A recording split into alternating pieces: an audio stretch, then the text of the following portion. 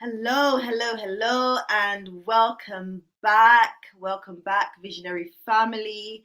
How are you? It's your girl, Lady Visionary here. Today, I have my husband sitting in on this Q&A. So, yeah, welcome, welcome. Thank you very much. Yes. Thank you. Hi, everybody. And also, we have a special guest, which is our niece. But she is currently backstage. She will join the live shortly. So welcome, welcome to you all. If you're new to the channel, please do go ahead and subscribe to this amazing channel. We're growing surely but surely. I'm seeing some of you joining us today. Today it's a live Q&A all about Rwanda because I get so many emails, people wanting to know various things regarding Rwanda.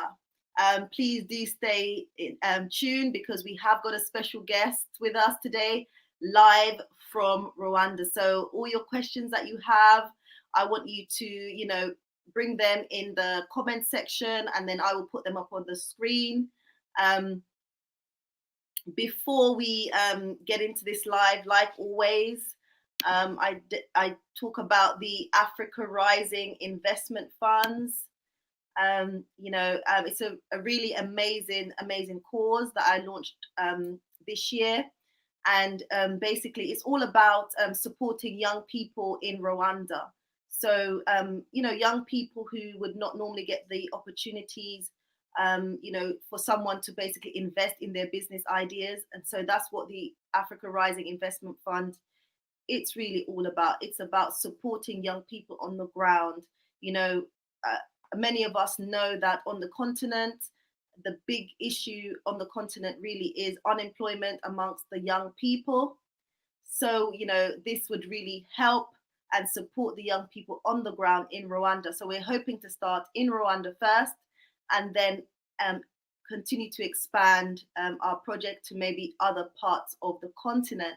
But at the moment, it will just be Rwanda. So as before I said, we'll be specifically targeting the rural areas. So within villages in Rwanda, we know that there's some talented people on the continent. And, sometimes we would say that it's unfortunate that these young people don't get the investments that they deserve to really improve their livelihood. So, the Africa Rising Investment Fund is a great initiative. And, that's something I'm going to share with you guys here on the channel. As we support different businesses, we will be bringing them to the channel. We will be bringing the young people here so you guys can see all the amazing work that you have helped to contribute towards. So thank you guys so much. And as we're waiting for more of you to join, so as I said, this is going to be an interactive one. Those of you who would be kind of listening afterwards, it will take a little bit of time. Hello. We've got Marvelous in the building. Hello, how are you? Welcome. As I said, today it's a live Q&A. We've had various questions through email, in my comments, and people really want to know more about Rwanda. So I've got a special guest backstage. Her name is Maureen. She happens to be our niece. And she's agreed to come and, help us answer any questions that you guys have out there. So we won't be too long. So I just want to say welcome. I'm seeing more of you join. Today it's a live Q&A and we have a special guest from Rwanda. I keep saying it, but really, she is a special gem, and we're just happy that she's agreed to, be on this live with us to help us answer your questions. I have written down some of the questions. Welcome. Let me know where you guys are listening in from. I would really appreciate it as we're waiting for more people to join this live session. If you could all do me a favor, if you could go ahead and share this via your social media handles, that's Facebook, Instagram, Twitter, you name it, so that if anyone wants to come in and really to ask some questions, then they can go ahead and do so. So we're waiting for more of you. Marvelous. How are you? Where are you listening in from, Marvelous? I know you've listened in to us before. Hello, hello. Is it Obgar? Hello. How are you? Let me know where you're listening in from. As we're waiting for more of you to join, before I bring in my special guest, let me know. Be interactive in the comments. We just want to wait for a few more people to join our live. So I'll bring Marvelous on the screen there. Marvelous is saying hello.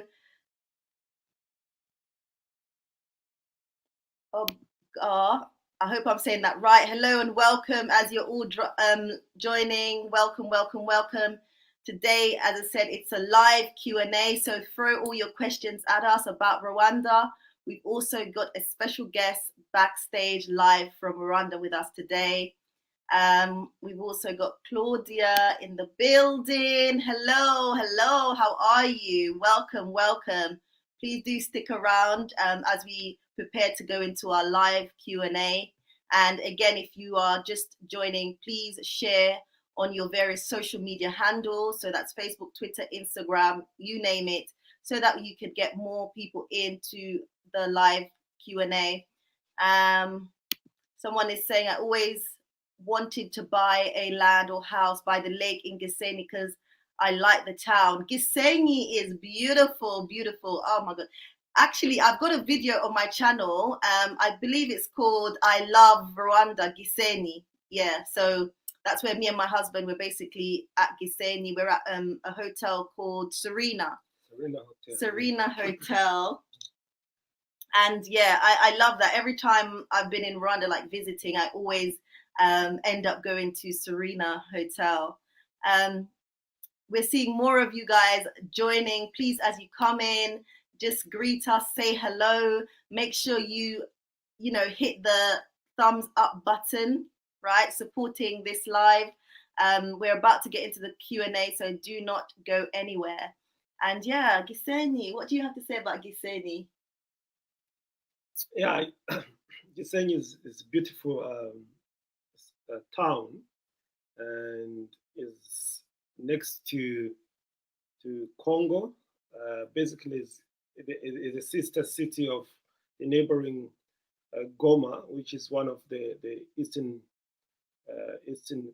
Congo city, Goma, and also is next to Lake Kivu. For those who love water, it's really a beautiful place to go.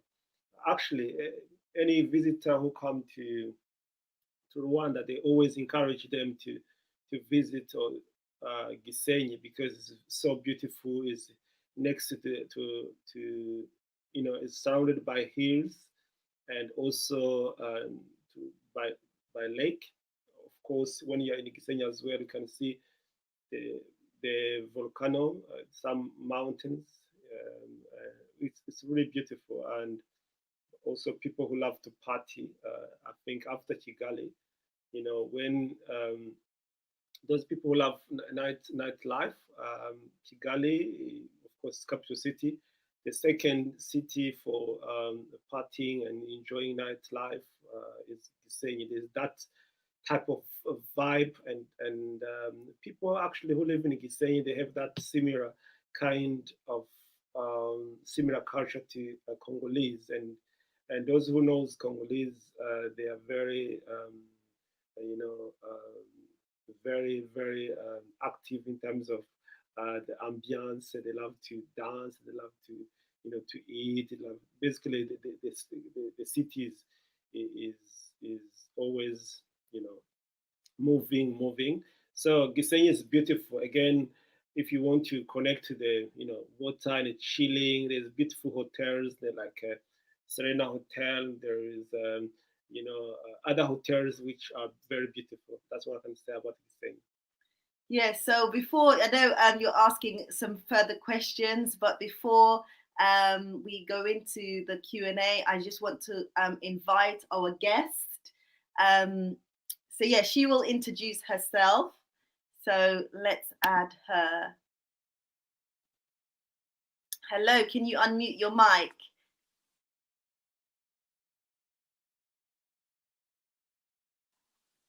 Yes. Hi. Can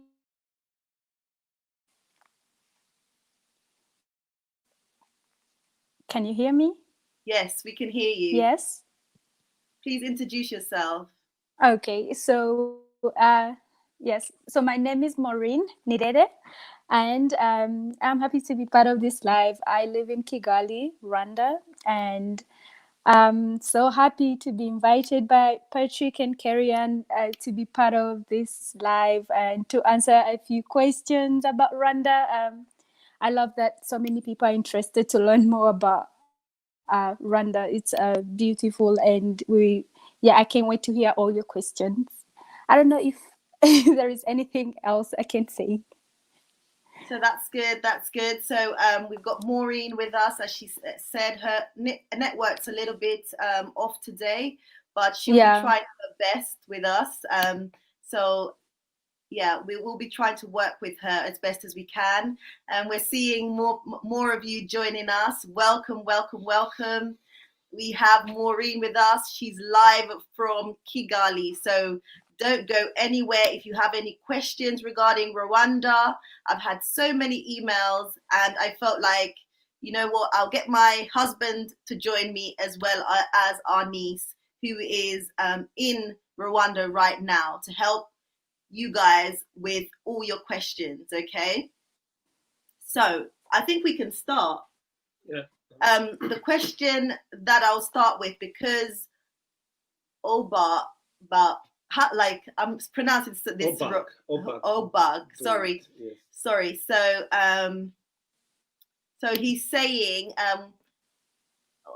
would I decide to set up English classes in? Okay, sorry. I think there's a question before that. Sorry, bear with me. So I'm in London now, but lived and worked in East Africa since 2003. I lived in both Gisenyi and Goma, loved it then, but time has passed, left in 2013. How is it now? Do you know anything about Gisenyi and Goma now, Maureen?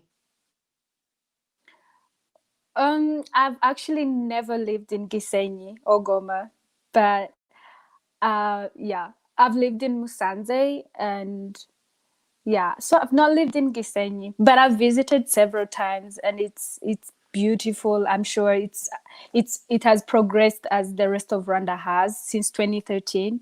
So I'm sure it's much better than he left it in 2013.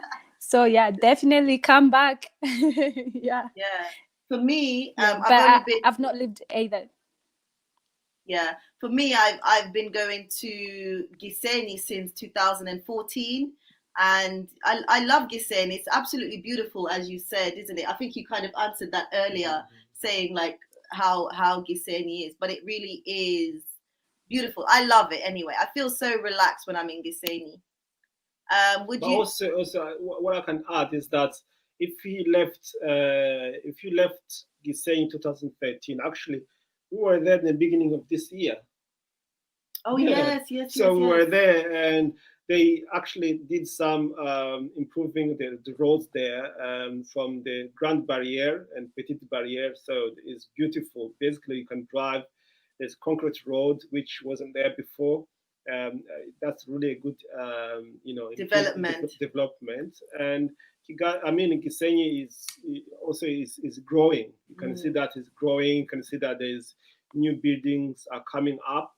Again, many even Congolese people, they like to come to stay in Gisenyi.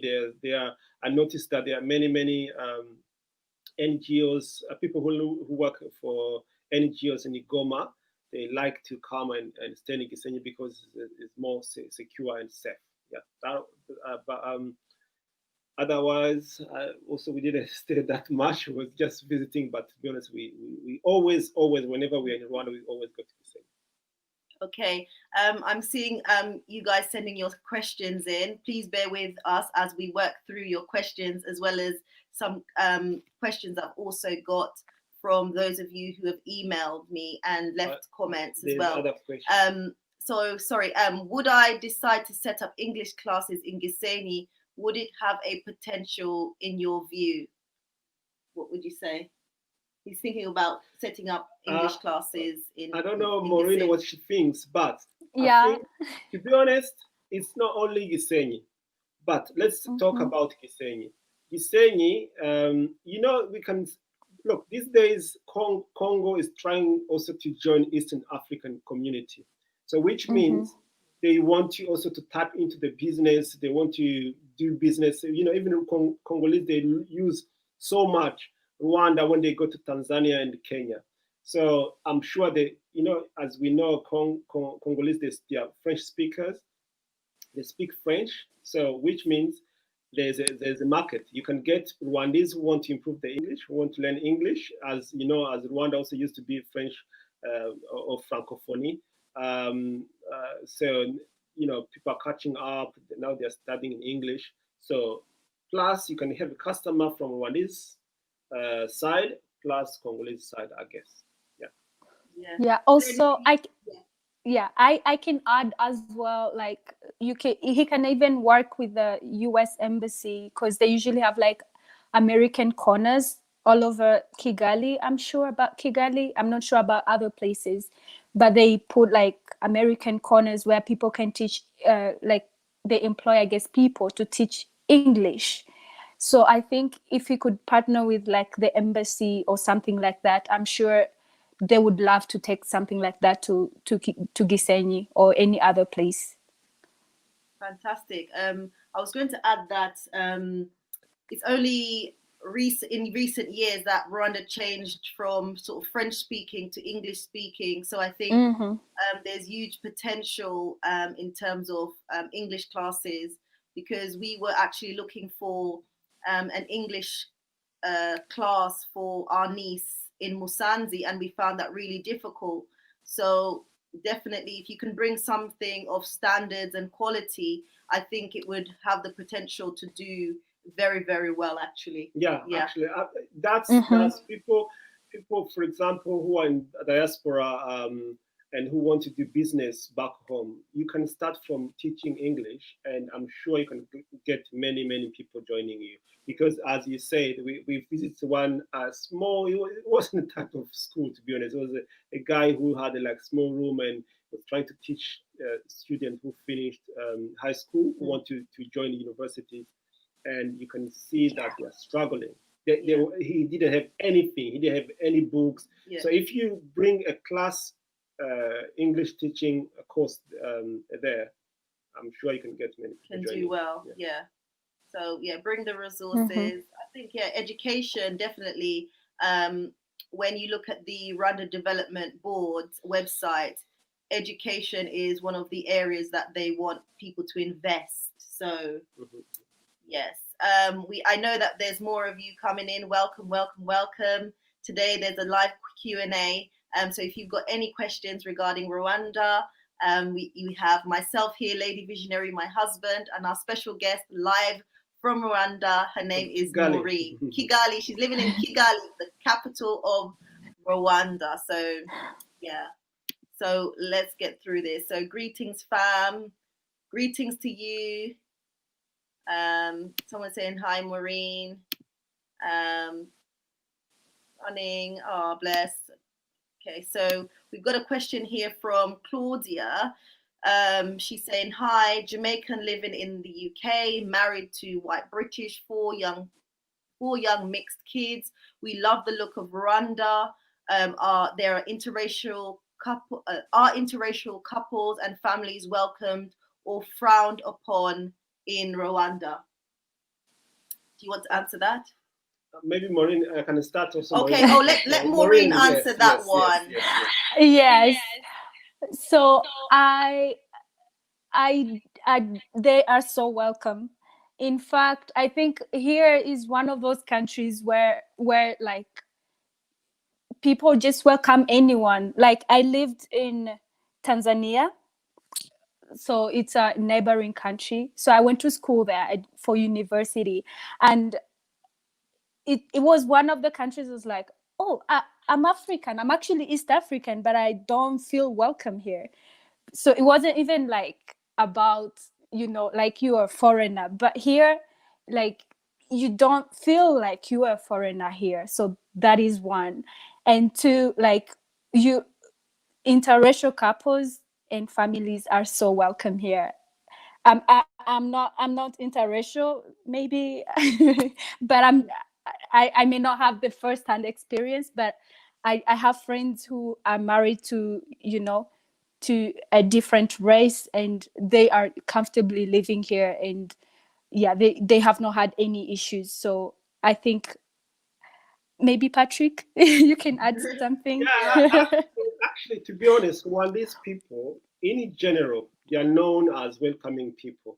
So Yes, so it's true because actually Rwandese people, I don't know why, but they love foreigners. They love foreigners, and it's also true. there is also this kind of government policy. They want everybody. It doesn't matter where you're coming from, as long as you have to come and live in Rwanda. When you bring business, of course, you're even more welcome. And Rwandese people, they're so friendly. If whenever either you are black or white or Asian, they always want to help.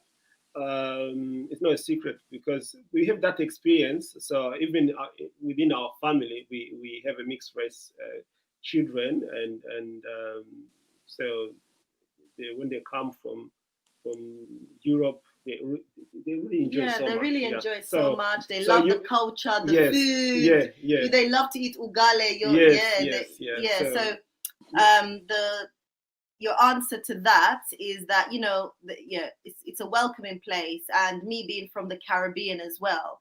Every time when I've been to Rwanda, yeah, they always embrace me, and I've always felt welcome. I've always felt like family. So yeah, in general, I think Rwanda is very, very, very welcoming. plus safe, very safe.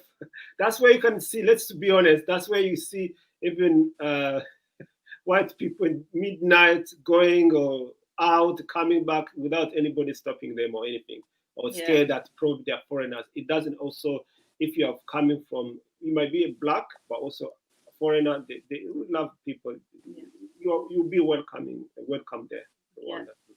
So I understand that there's more guests joining. Welcome. Thank you so much for being here. If you're new, please do go ahead and subscribe. If you haven't already done so, what are you doing? Go and subscribe and hit the like button, okay?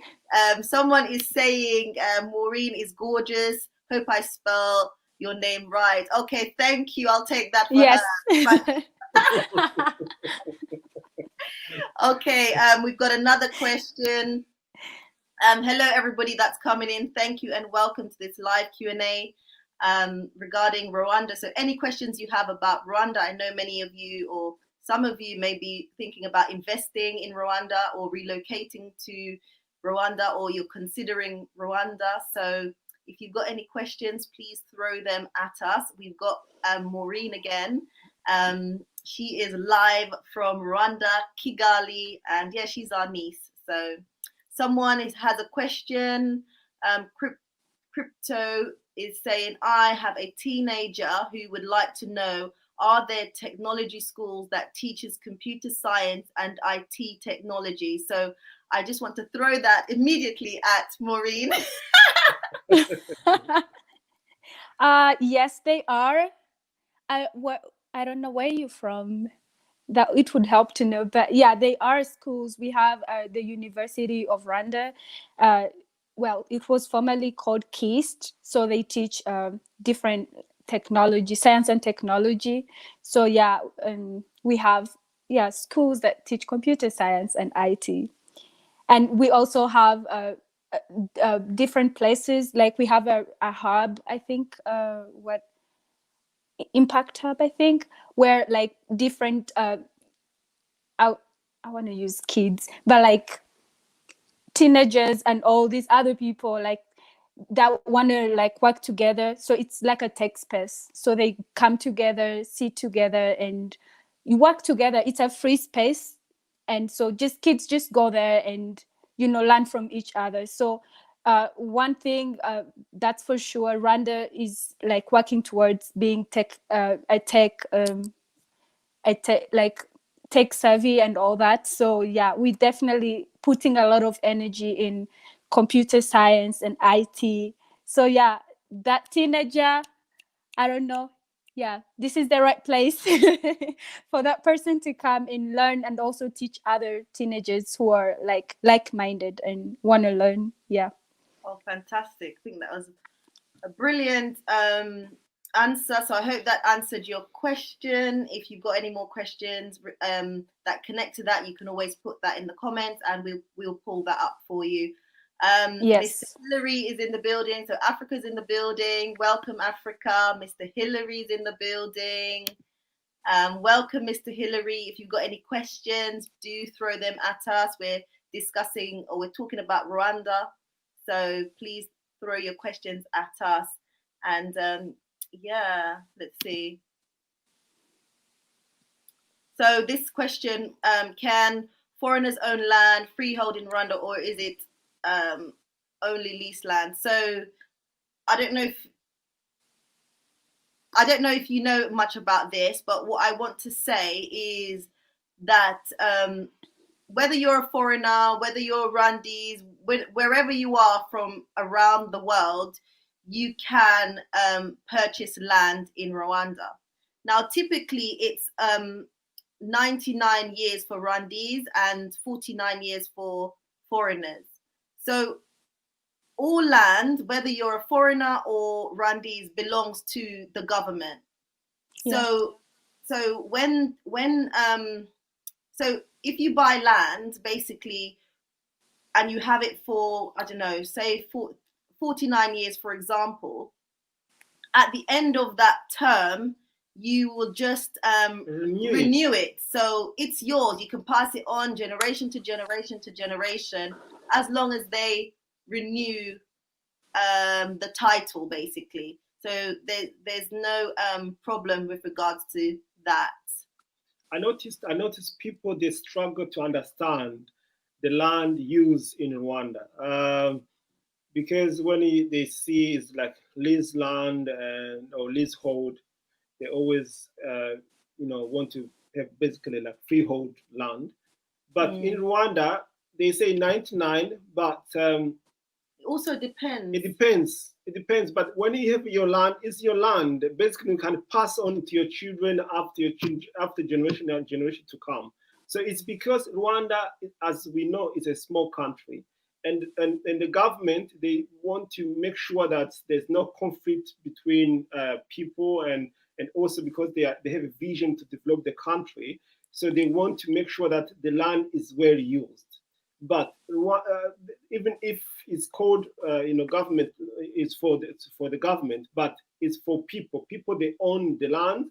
They give them land title. Mm-hmm. So even if you're a foreigner, they give you land title, the same as Rwandese. There's no difference, because I know some countries in Africa, when you're a foreigner, it's like, they lease land to you. It's like they can take the land, anytime. No.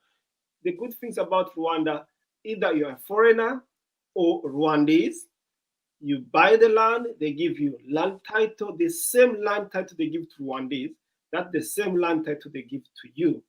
And also, you can use it as Rwandese are using it. You can build a house, you can, use for the business purposes, because of course there is a different type of land used in Rwanda. It can be for a business, for agriculture, or for residential use. So don't worry, you can own the land. And actually, I don't know how much. I wish someone would tell us how much to renew, but it would be like maybe $20. I don't know if it's $20 to pay. It's same as like you pay tax. Yeah. So it's not a big thing, to be honest. Don't worry, you can own the land there. Yeah. And on that, because did you want to add anything? Or Maureen, yes. No, I think he answered everything. Yeah. Someone had a question. They asked how to purchase land. I won't go into that too much, because I already have a video on my channel on how to purchase land in Rwanda. So it goes through the whole process from start to finish in terms of how to purchase land. So if you haven't already seen that video, then go ahead and look for that video on my channel. It's very detailed. So I did that for you guys. So please go ahead and check that out. I also had another question with regards to how much land can cost. And this is a very broad question because I think in Rwanda. Before you go there, yeah, sorry. Before she goes there, let me add this. Land in Rwanda, because I know many people behind the scene, they always contact you about land and so on. So, like for example, a neighboring country like Tanzania, as a foreigner, I think you don't own the land. Yes, you can't. It's not which allowed. Which is completely different from Rwanda. So you can own the land, you can buy it and sell it. Yes. So you can live on that land and pass on to your children. So land in Rwanda, that's different because it's shocking where you go to other country like Tanzania or other country, I don't know, but then they say, you're not gonna ever own that land until you become maybe you can citizen. only rent it. Yeah. Until you become a citizen, I think that's when. And some other countries they don't even allow you to have a dual citizenship. But Rwanda they allow you, so you can basically come on the land. A few years. It's very straightforward. They give you Rwanda citizenship. You can travel to America, UK. You still have that land and pass on to your children. Yeah. You can complete your, I was just going to say on that, in terms of land, if anybody wants to email me, I normally have my details in the description bar because I've had like a few, well, not a few, but quite a few of you emailing me wanting to know about land and all the information around that. So if you do want to talk to me, I do have basically I do a consultancy service. So email me and we can talk.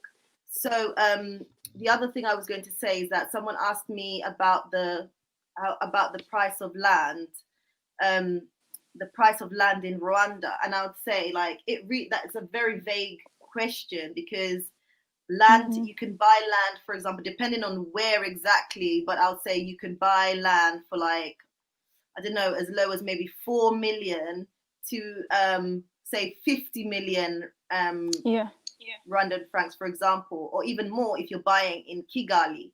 So it's very it's a very generic question, and the scale is very wide when it comes to buying land.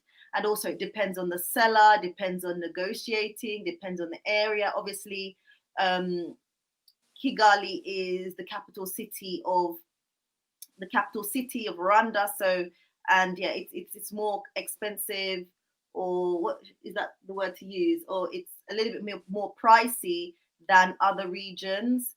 And then you've got other areas that are up and coming. So only what I can add about buying a land in Rwanda is that people who are thinking mostly from diaspora who want to buy land in Rwanda or anything. So it's better you speak to people who are knowledgeable about buying or selling the land, or use like Maureen or Lady Vision. She's expert into that. Yeah. Because once it's true, it doesn't matter if you're a foreigner or Rwandese living abroad, as long as they see you're coming from UK, from America, from anywhere, either you're Rwandan or foreigner. I don't know why, but they try to shoot the price up, and it's very difficult to negotiate. It can be challenging to negotiate. That's true. And also, so it's very difficult. So Lady Visionary, she's the best. Yeah.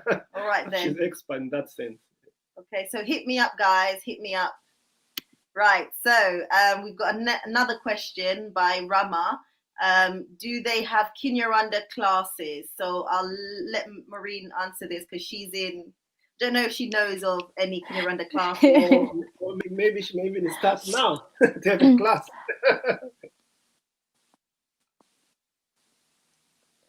Okay. Can you hear me? I think I'm having issues with my connection. We can hear you. Okay. So I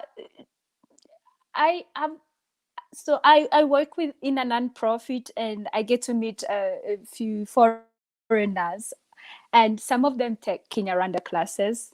So I've not, of course, like I don't know exactly where, but there are some few Kinyarwanda classes available. But I think the best way to learn is to to learn from the people. So because we only have one language, which is Kinyarwanda, and then French and English. So you'll probably hear Kinyarwanda your entire time, and you slowly catch up. Yeah, but there could be Kinyarwanda classes available somewhere, Yeah. because I've So seen some yeah. people take them. Yeah. Okay. So there's the answer is there are a few classes in Kigali where you can learn Kinyarwanda, but I think from my knowledge anyway, that's something that again there's area for improvements, but there are a few Mm-hmm. um, yeah, there are classes. Actually, I believe it's is it that university that we went to, Kigali University? Is it Kigali University? Yes, Kigali Yeah. University. University of Kigali. University Yeah. of Kigali. Yes, they do. I've seen their Mm-hmm. program as well. They also do Kinyarwanda classes. So yeah, that's right. That's a good business. It doesn't matter if you are a foreigner or Rwandese. You can set up a language center course where you can maybe if you have your background from America or US, I mean UK, and you can teach English. Then you can have an employee who teaches Kinyarwanda or other one has Mm-hmm. to teach French, and you can make money because I noticed in Rwanda they don't really have that language center facilities. Yes. It might be some universities or just small there and there, but there's no well-known language center where people teach different languages. So Yeah. if you want to invest in that, like someone who asked this question, and you really have a nice place, and actually remember also you can have a customers or client from within Rwanda because I know like Maureen, I know she did her university in Tanzania or someone did in Rwanda, but many students are going abroad. Mm-hmm. So you can Mm-hmm. actually maybe have this international standard English, like a TOEFL or Yes. English, where you can actually get many students who want to attend Mm-hmm. abroad and who want to learn English. So So Mr. Hillary is saying, so what are the ranges off the grid rural land prices? I would say it really does depend, but land prices are increasing in Rwanda, even in the rural settings, or but obviously it's a little bit cheaper. I would say maybe you can get a piece of land for maybe 3 million Rwandan francs, so 3 million US dollars. Yeah, so around there, 2 to 3 million maybe, what do you think, Maureen? if you're lucky. Yeah, I think so too. Also depends. It's really, like you said, it's really generic because it depends. Is it like on the main road or like farther away from the main road? Like, is it for agricultural purposes or like a residential area? So like, it's really so hard to tell. So it really depends. But I think what Carrie Ann said is it's true. Like that you could possibly get that for that price. Yeah. Yeah. So there, you have to dig deep, Mr. Hillary. If you're interested, hit me up. So he said, Mr. Hillary is asking, is the climate generally mild or warm, hot side during the year? So Maureen. Oh, so right now it's September and we've started like the rainy season. So it's still not like cold. So you do Celsius, right? So right now it's like 28, I think, Okay. Celsius. So it's really the temperature is really good. Like it's not hot or like cold throughout the year. It's really mild generally, and it's not really like, if you go now, if you're not even in Kigali, like say Musanze, it has the best weather really. So it's like chill almost throughout the year. So yeah, Oh my but god. When I was in Musanze a couple of months ago, like I felt like it was a bit cold, but that's just me. I'm a little bit cold-blooded. But so many people love Musanze because in comparison to Kigali, which is a little bit more on the warmer side, yeah, that side, the province of Rwanda, is tends to be a little bit more chilled, and yeah, a lot of people like it. What do you think? Rwanda is known as a green country, and also is known as the best country for weather aspect. Because some other countries the heat is like 40 degrees or 35, but Rwanda, Egypt. yes, but Rwanda is always, when it's too hot, it's a 30, isn't it? When you talk about 29, 30, yeah. Yes, maximum. So now It's, think about that. So it's beautiful. Musanze can be even 16, plus 20. Musanze, for those people who don't know about Musanze, we're talking about northern Rwanda. So the home to the gorillas, by the way, the home to the famous gorillas. Yes. Yeah. So for I'm sure people who lived in Rwanda before, they agree with us. Rwanda weather is wonderful, beautiful. Okay, so Claudia is asking another question. Thank you so much for answering the question. So kind to give your time. Schools, would you recommend trying to find the money for those international schools, or public schools would be fine? So the question is, paying money for international schools or sending the children to public schools? What would you recommend, Maureen? I would recommend international schools, definitely, because we are still like, the education system here is still it's not stable really. I think that's one thing where we need lots and lots of improvement. So I would say definitely international schools. So I went to private school. I went to a private school. It wasn't an international school, but it was a private school. It wasn't like a public school. And we have a few of those. And yeah, they usually also have like international, how do they call it? Because my school did not have an international program. But yeah, like you have a few schools that are private schools and are really good schools. And you have like, those could be okay, but I say international schools are the best in your case, so that yeah, you keep the standard. Yeah. Also, to be honest, same as here in the UK anyway. So when we talk about good schools, there's public schools and private schools. And here people are dying doing night shift to be able to afford money to pay for private school. So in Rwanda as well, there's a really good private school where your children or your child can really get good education and can be really competitive on international level. Yeah. Okay, so we'll move on to the next question.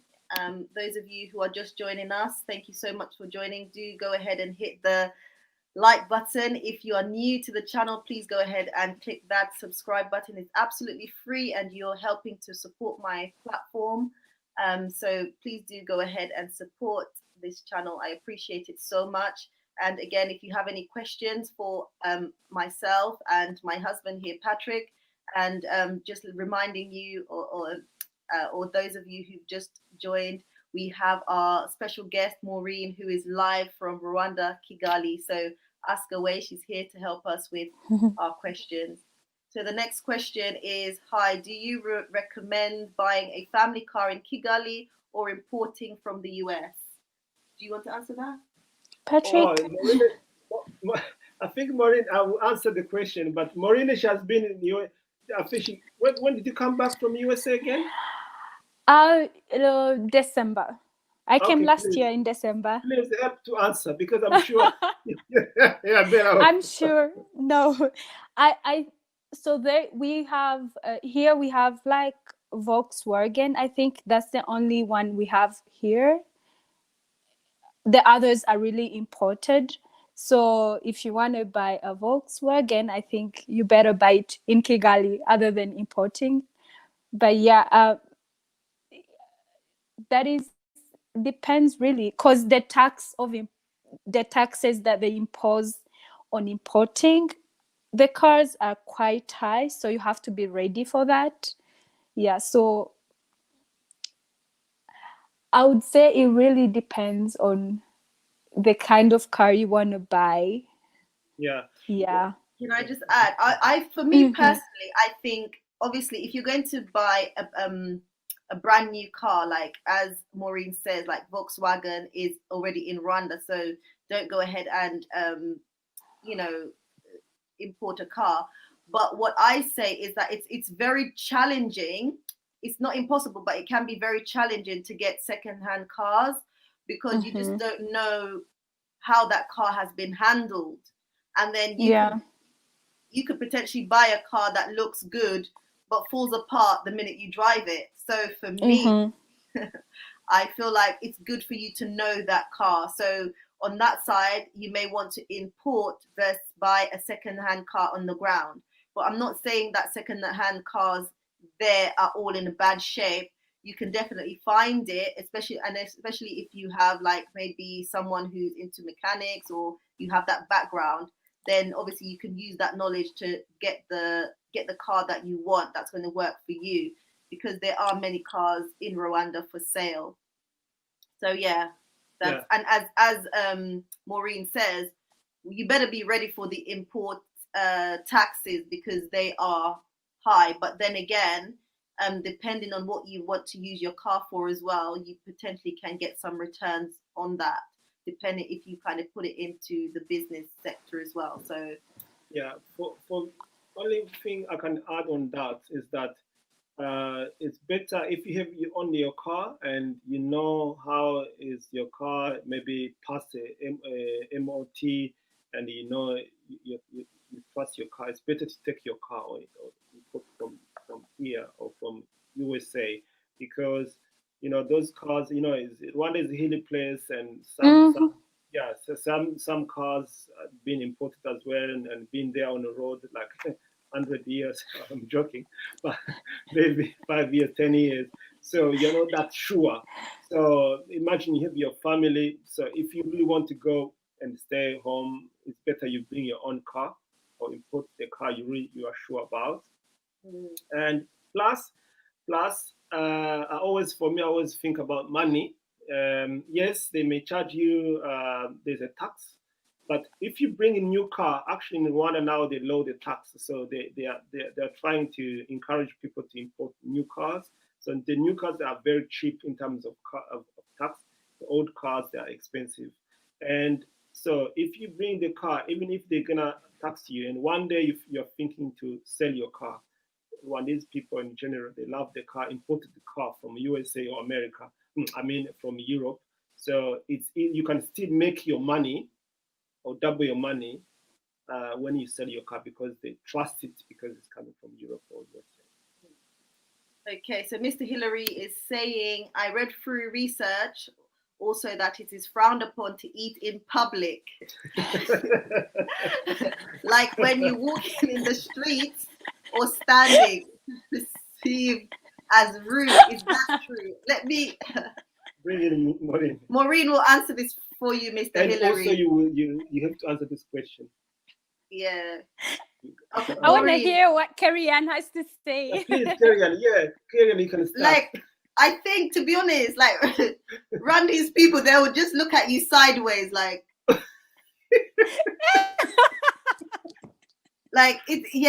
I mean, they won't frown, but they'll definitely be like, what is going on? You'll be like, you're from another Is this planet. person from here? Yes. Yeah. You maybe they'll think that you're from Mars or Jupiter or Pluto, somewhere from there. So I hope that answers your question. Yeah, it's true. They like to respect themselves. Anyway, it's not like eating on roads. You don't respect yourself, but I think in the culture, yeah, you can of course can see even one these people doing it, but in general, you don't see it. You see don't see it. They have like that etiquette, if you want to put it like that. Yes. That's real strict kind of etiquette. They really conduct themselves in a particular way.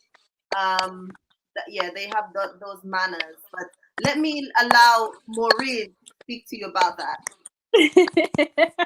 I think you already answered the question. We did not do that here. Yeah, okay. Like, so there you are, Mr. Hillary. So if you plan on eating chicken or burger, you will have to hide, right? You have to no, hide, you go, okay? you sit down and eat and then go. Yeah, so you sit down, you eat nicely, and then you conduct yourself nicely, you leave. Yeah, that's how you do it in Rwanda. You know, Rwanda's clean, you see. It's not like those countries where you eat you eat your burger and then you throw your wrapper or whatever in the corner. No. In Rwanda you can't do that.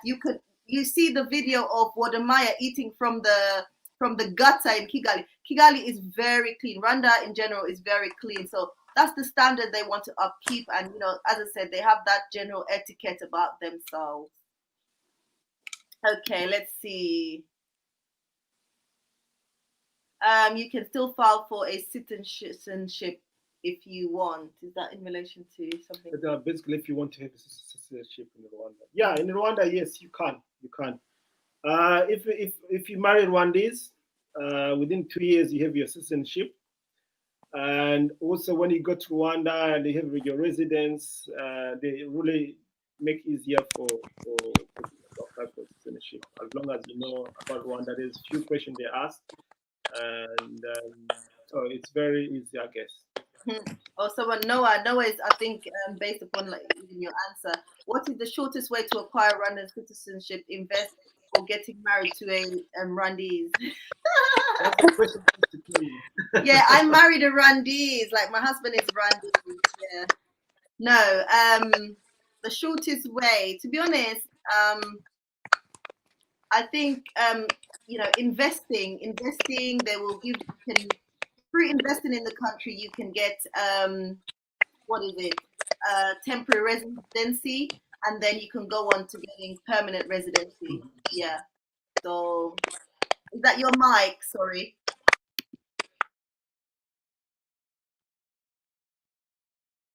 Yeah. So I'll bring you in a minute. I think your mic was echoing. So if you need to come in, I'll just unmute you. So yeah, I hope that answers your question. Let's have a look and see if we've got any more questions here.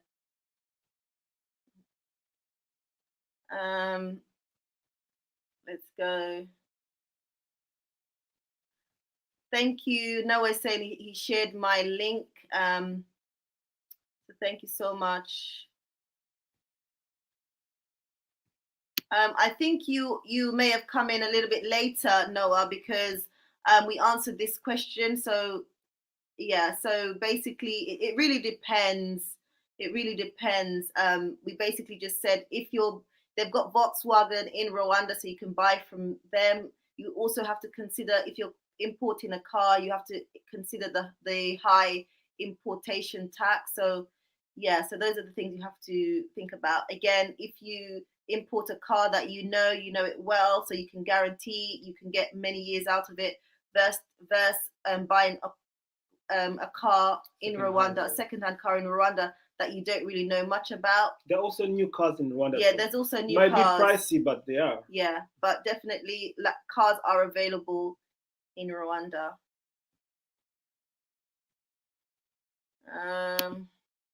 Maureen, are you a Twitter user? How would I connect with you? I have some questions about English classes potential, and I'm planning to visit Kigali in October.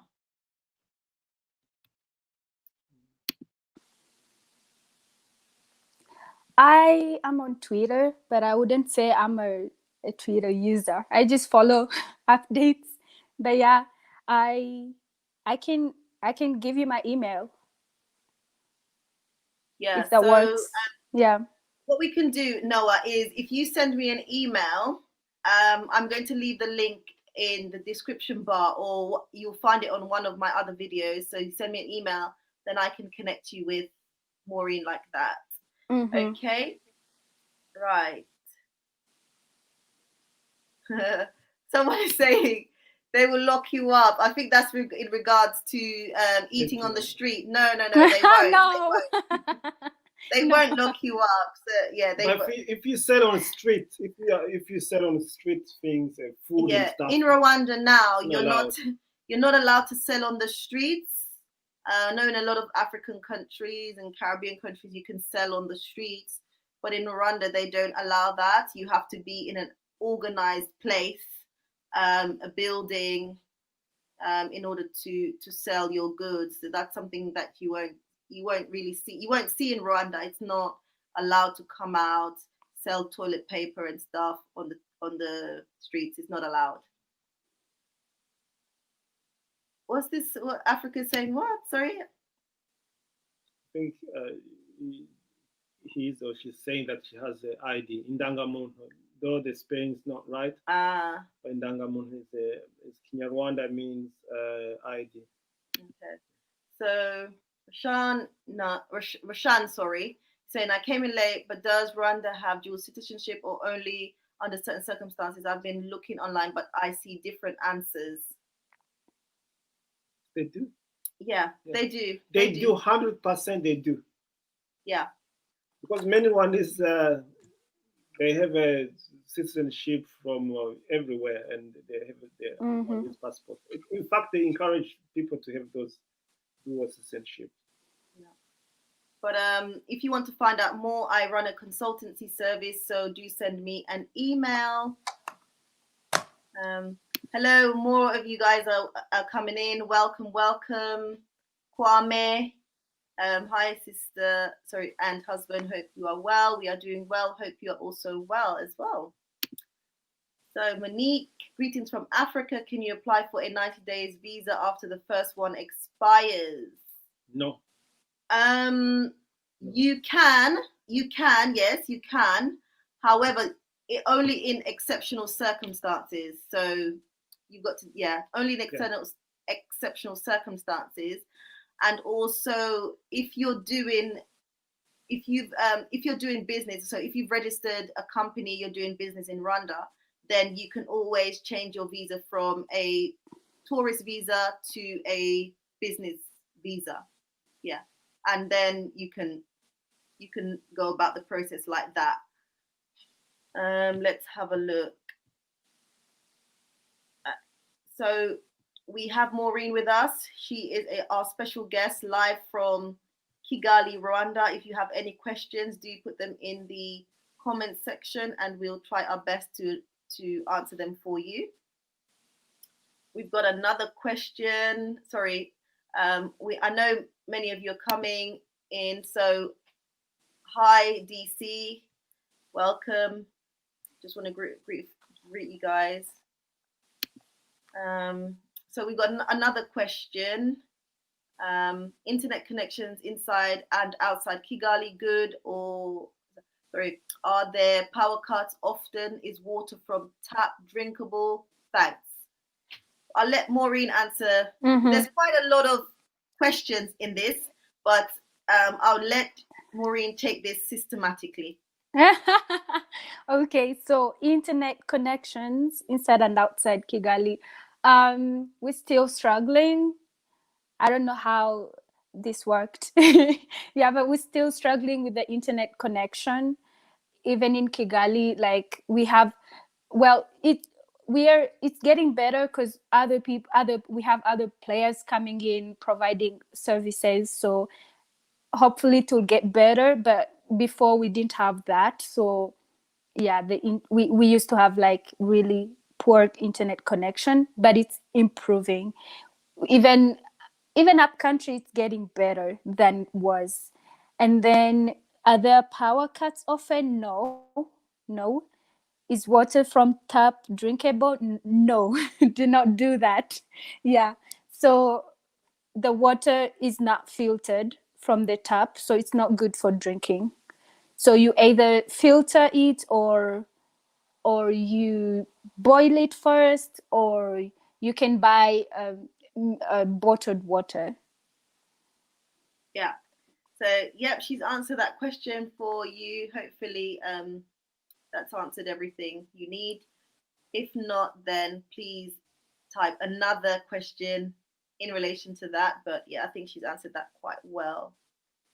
When I'm in Rwanda, I buy the water, so yeah. Oh, I don't think he finished. Even here, I don't drink tap water. Yeah, he doesn't drink tap water no. from the UK, so yeah.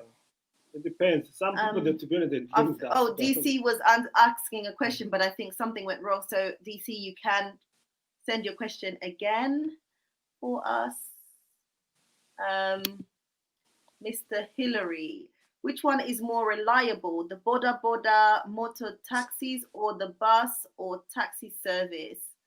I, for one, see the Boda Boda is reliable, but me, there is no protection at all in case of accidents. Thoughts? Okay. Let Maureen go. Maureen, yes, so, please. I take Boda Bodas all the time.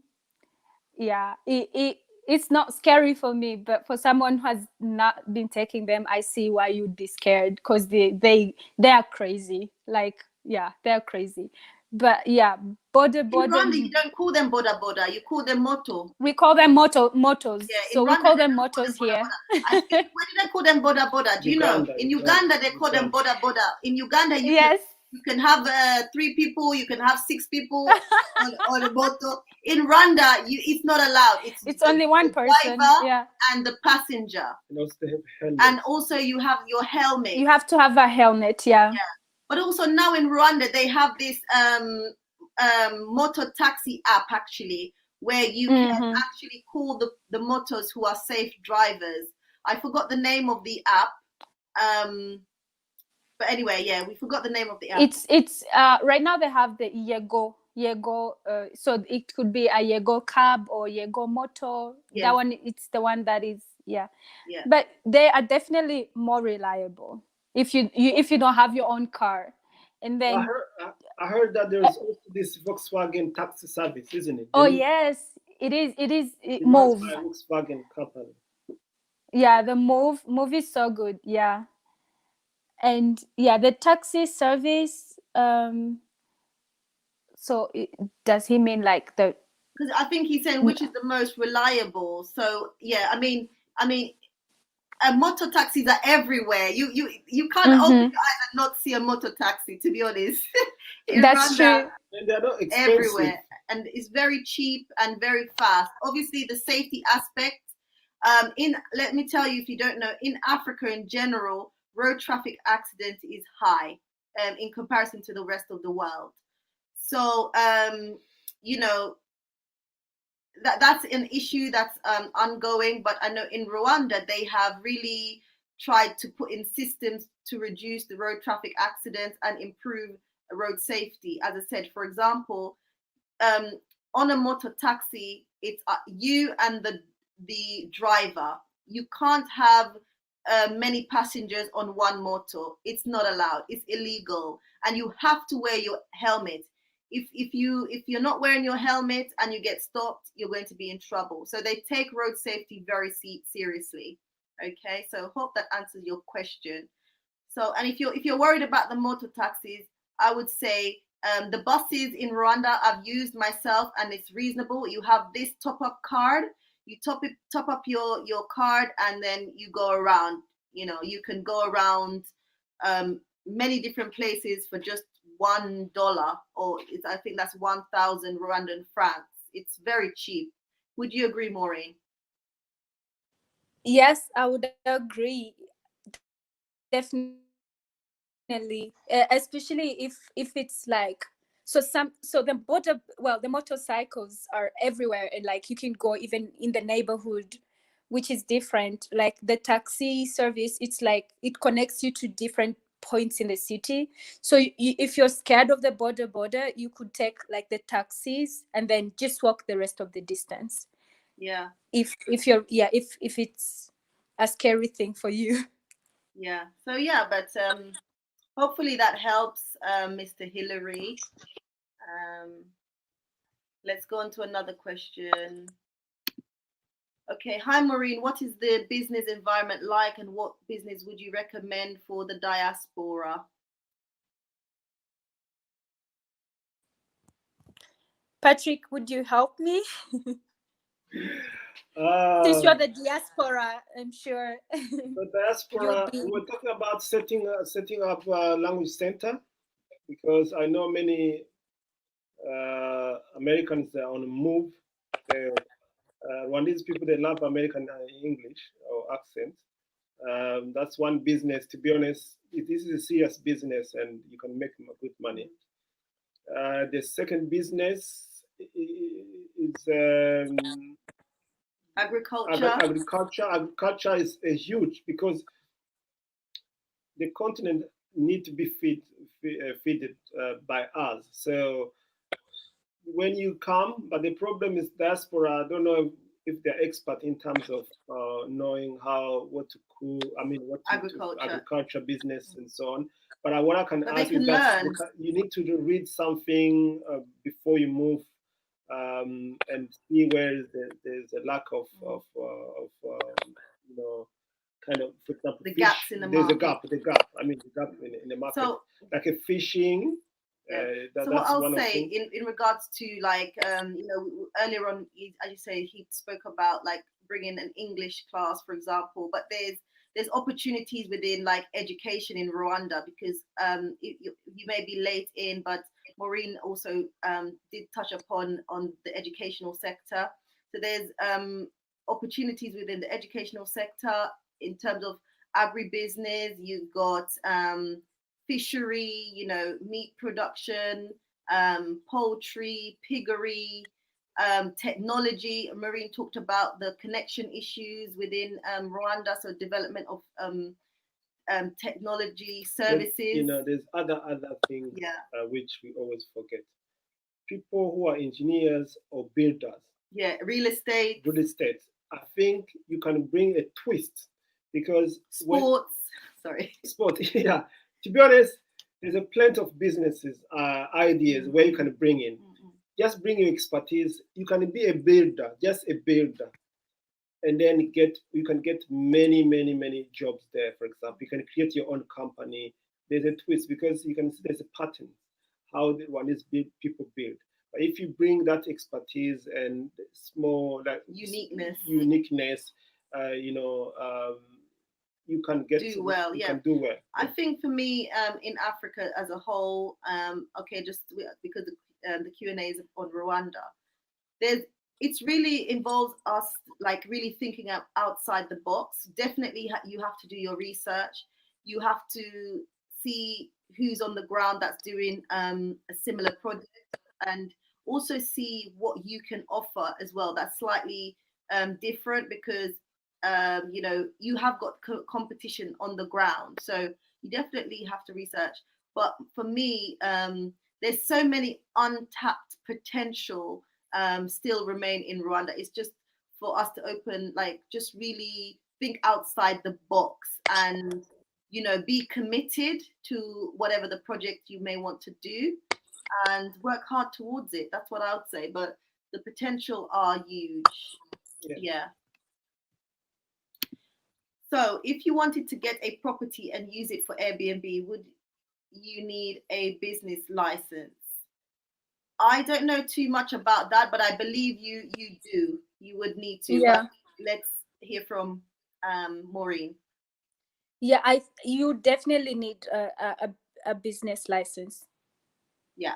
You'd need to go and register at the RDB, like the Rwanda Development Board, and so you definitely have to do that. Mm-hmm. To add on that, we were there, last year, I noticed because Rwanda these days is a hub of international meetings, and Mm-hmm. they are bringing in the conferences, and I noticed people who have a good apartment in Rwanda, especially in Kigali, they are making money, isn't it? We spoke to some of them; they're really making money. But again, if you come in and you have that expertise as diaspora, and interior, you can have that twist of interior design where you can have like bookings. You can use Airbnb. You can list your property on Booking.com. I'm sure there's money there.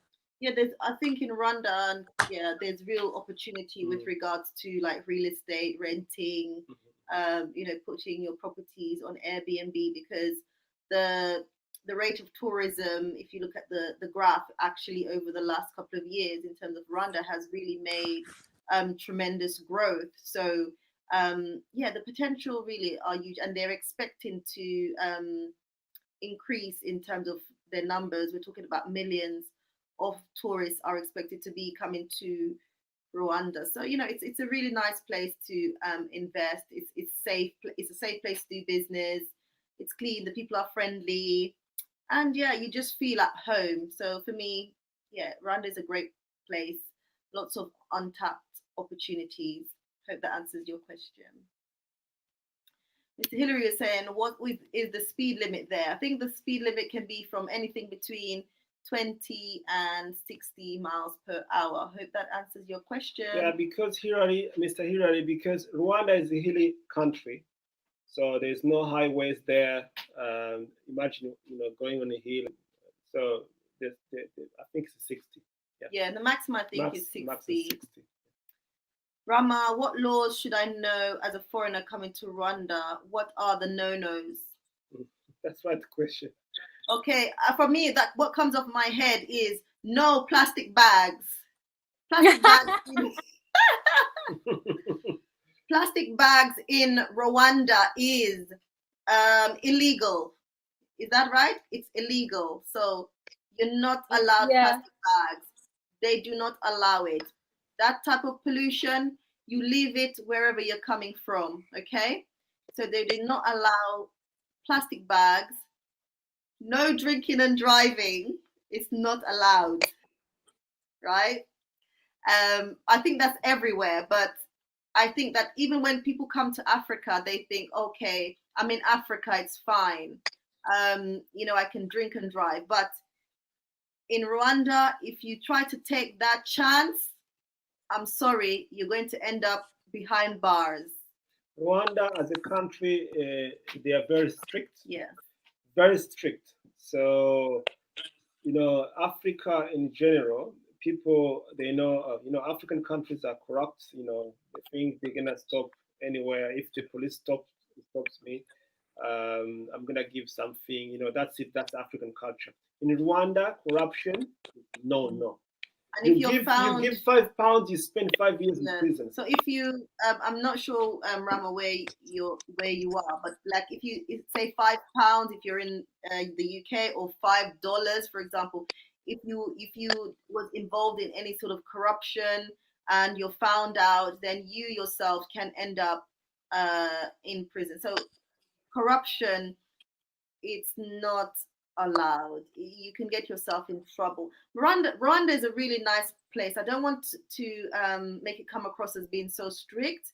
As long as you follow the rules, it's really a nice place. You don't get no one hassles you or anything like that. The people are so nice, welcoming. Do you have any other points with regards to the law for foreigners, Maureen? I don't think there are like laws. Other than not what you say, for foreigners, but it's for all Rwandese, not specifically. Yeah, there is. Yeah, like okay. Let me think. We, other than what you said, okay, you cannot have a gun. Yeah. Is that important? Yeah, You cannot so own yeah, a exactly. You gun. can't have a gun walking around with a gun. So that these laws, to be honest, yeah, they apply to everyone, but specifically about the plastic bags. And then I think a lot of foreigners tend to get into trouble with regards to drink driving. So you can't do that in Rwanda. Just There's other things I yeah. have to add. In Rwanda, you're not allowed to bring drone in if it's not registered. Yeah. So if you want to bring a drone, so you need to register it in advance with a local Rwandan, and they help you to register the drone if you want to have like some landscape videos and stuff. So drone is a no-no. Mm-hmm. Just want to say welcome to all of you who are just joining our live. If you haven't already done so, please hit the like button. And if you're new watching us and you haven't yet subscribed, please go ahead and subscribe. It's absolutely free, I promise. For those of you, as I said, who've just joined, we have Maureen with us. Maureen is live from Kigali, so do send us your questions. She's here helping us out. Let's have a look. Oh, the African superstar is in the building. Hello. Wow. Hi. How are you? Welcome. Welcome. I've just realized I'm going through and I'm like, oh my God, is that the African superstar? So yeah, she's in the building. So if you guys don't know who the African superstar is, please go over to her channel. Her channel is phenomenal, very inspirational content. Go over and check her out. Right, I think I've let's see. Where was I last? Sorry if I missed. I'm going to miss out your questions because I got excited because the African superstar is in the building. You see what you're doing to my life. Okay. Where are we? Okay. Mr. Hillary, does Rwanda have warehousing and distribution businesses? Namely, you order your own products and sell them wholesale to supermarket, pharmacies, retails, and such. Maureen, do you want to answer that? Yes, they do. Yes,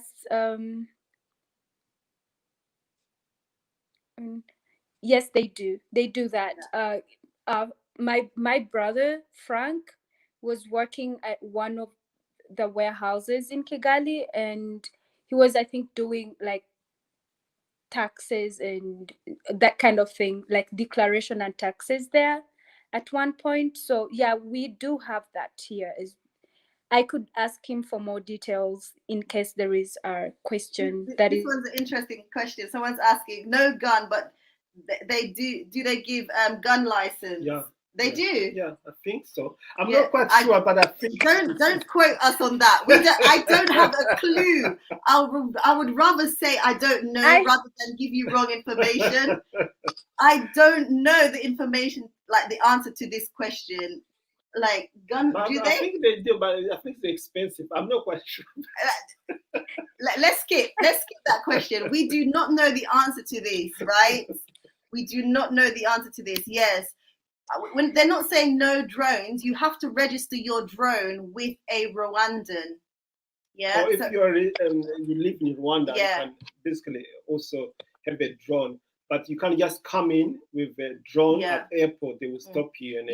And basically, if you know Wadamai, I think he came to Rwanda with a drone, and that was taken off him until he was then leaving the country. They gave the drone back to him. And that's because it takes actually several months to register a drone in Rwanda. So yeah, you can't just turn up with a drone just like that. It's just not going to happen. Yeah, unfortunately. Someone is saying, how about hunting guns? Guys, the issues on guns. I have no knowledge. We don't have any knowledge about the guns. We don't own guns. We don't have a hunting gun. But actually, because I don't know. Rwanda, they protect the environment and the animals, so they don't want to hunt anything. Yeah, as far as I know, to be honest, I haven't heard of them doing any hunting in Rwanda. I know, like other countries, they do, but yeah, I don't know enough about that. I'm sorry. let's see. Is that all the questions we have? Oh, let's see. Mr. Hillary is saying also, could you explain this mobile money system? Do you know about the mobile money system? So mobile money. Yeah. Yeah. So mobile money it was started actually in Kenya, where you can have like you can transfer money from your phone. Right now, it's now connected to the bank. So we are trying to go cashless. So you can get through your service providers. So if it's MTN or Airtel, you could have like, yeah, the mobile money. So you can transfer money from your bank to your phone, and then you can get cash. You can withdraw from your phone and get it. You get cash, or you can, yeah. So it's just a way to go cashless. Yeah. So her connection was cutting in and out, but mobile money is just a cashless system. Oh. It's basically just like a bank basically, and then you can transfer money from different users. It's quite good. When I'm in Rwanda, we use mobile money. You can also use mobile money to like pay for things like your electricity, yeah, and even your water. You can use mobile money to do a lot of things. So it's just like a banking system. Yeah, it's like you have a bank in your hand. Yeah, and on your phone basically. So it's and also when we are sending money from here, you send straight with the mobile money to someone and just get it text message, and then you can go anywhere around and get his money. Collect the money. Yeah. So here you can use, like we say here, as in the UK, you can send money via like World Remit to a mobile money user. So yeah, it's just a banking system. Very easy to use. Yeah, it's very easy to use. Someone is saying we Americans and our guns. Oh God, you guys are too much. Saying I can't find an option to send you. Okay, let me just quickly put that in the chat then. So sorry, bear with me. So let's answer this question, because I got an email about this question. Someone was asking nice neighborhoods to live in inside Kigali. Maureen, leave that with you. Nice what? Neighborhoods to live in Kigali. So my favorite places are Chimihurura. There is Nyarutarama. There is Kyovu, and I think those are like the best places to be. But I think Kigali is interesting. Like you can have a nice place from almost anywhere, really. If it's like the view, you can probably have it anywhere. Remember the place where you were staying, Rebero? Yeah, Rebero. Rebero is my favorite. So Rebero. Hillside, and because your connections were coming in and out, so she said Kimihurura. I hope I said that right, and I can't pronounce it, so I'm going to let my husband pronounce it. Nyarutarama.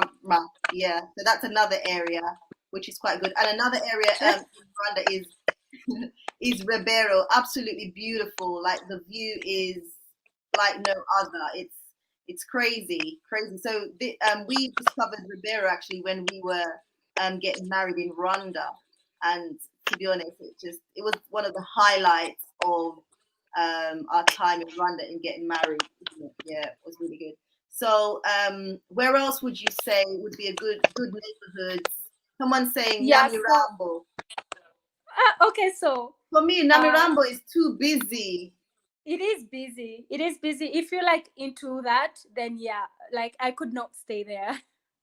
But yeah, there is you could Kachiru. Kachiru is like yeah, Kachiru is good. We have also like new neighborhoods coming up in Chibagabaga. Oh yes, Kibagabaga. Yeah, yes.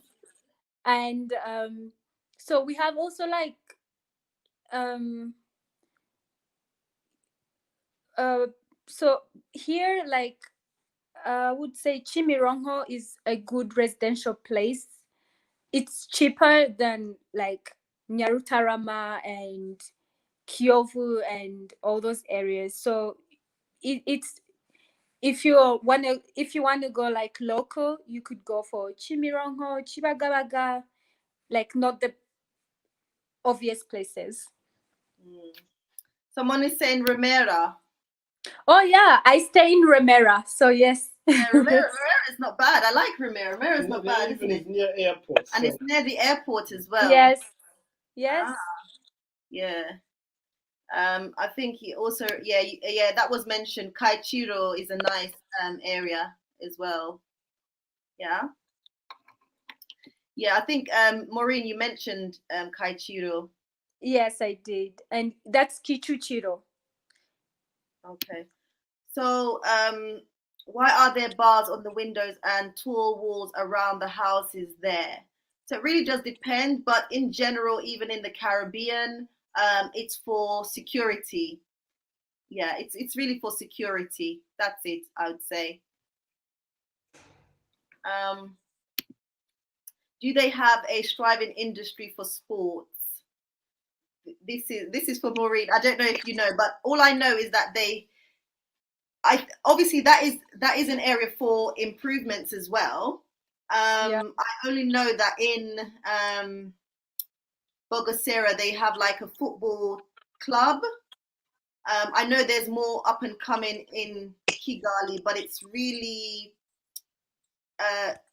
with regards to the sports industry, it's very much untapped. And it is young. It is young. Yeah, it's so young, and the potentials are huge. But yeah, it's very the percentage is very small, very small. Yeah, Rwandans are not like really big sports people, I'd say. Yeah. But again, it's a good place. I think some people want to start, clubs for children and grow up. I think it's a nice place to start that type of business. But I think there's also again, they are not developed like Ghana or Nigeria or Ivory Coast in terms of sports. Yeah, so Rwanda is still lacking in that. Saying he's an Arsenal but fan. They are coming up with catching up. They're very good with bicycle cycling. Yeah, they do something the Tour. Yeah, Tour de Rwanda. Rwanda. Yes. So they're up and coming, Mr. Hillary, up and coming. Randy just like to enjoy life. Someone says Randis just like to enjoy life. Randis are very kind of laid back, chilled vibes kind of people. And yeah, they just love to enjoy life. Like, yeah, I'd say that as well. Randis, yeah, they really do. Like, you guys love to stay up late. And I'm like, guys, I'm going to bed. Like, it's 10 o'clock. You guys love to talk into the night. Yeah, you guys are just chill. The vibe is good. But 10 o'clock, 11 o'clock, I'm like, guys, I'm out. I just wanted to ask you, Maureen. Sorry, go on. Yeah, Mr. Hillary was concerned because he said he's an Arsenal fan, and you will be at home here in Rwanda with Arsenal and all that, because people here are crazy about watching soccer. Yes. Oh my God. Yeah, every day of the week is like there is a soccer match going on. So yeah, and then Arsenal is huge here because like we have Rwanda has a deal with the Arsenal club. So if you watch the Arsenal match, the jersey has Visit Rwanda.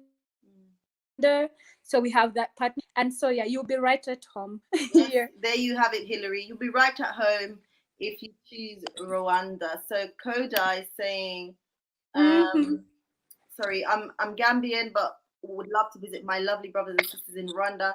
I really love Rwanda. You are welcome. How do you say welcome in Rwanda? Maureen. Murakaza neza. Murakaza neza. Yes, sorry, which means welcome. Yeah. Murakaza neza. So, are there senior citizens apartments? I'm 60 and looking for a reasonable place. I live on a pension. Do you know anything about this?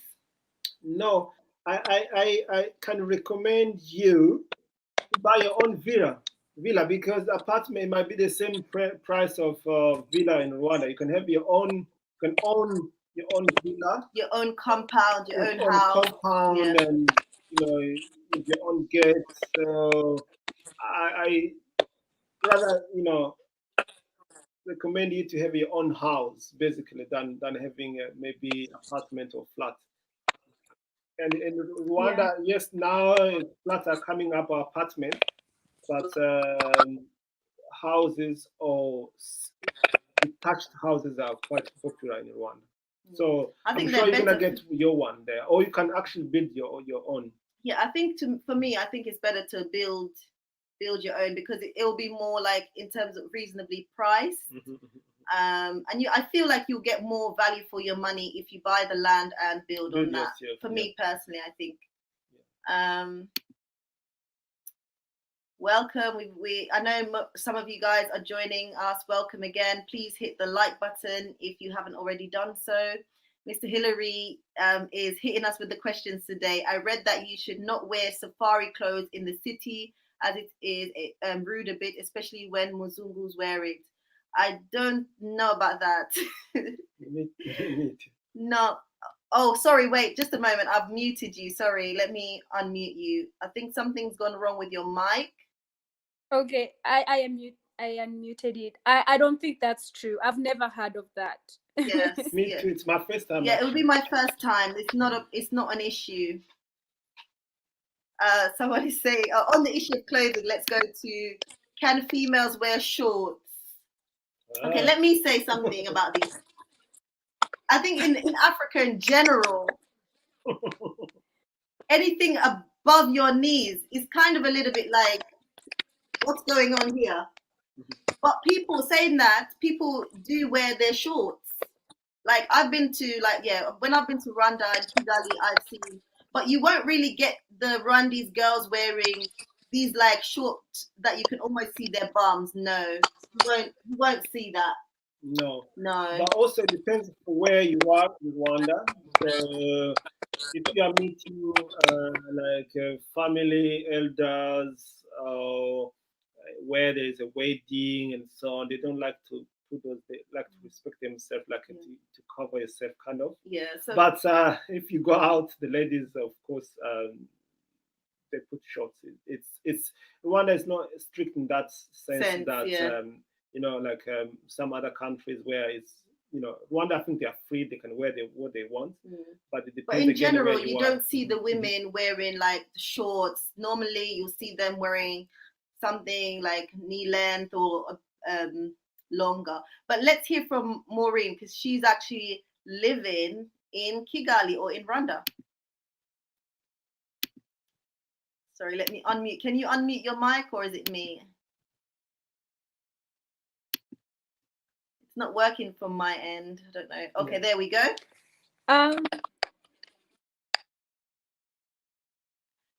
Sorry, guys, her connection. No, we don't like wear the Sorry, short go ahead. shorts.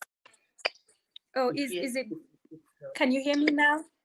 Yeah, so we don't wear like the short shorts. Yeah, I was charging my phone, so I think that's why.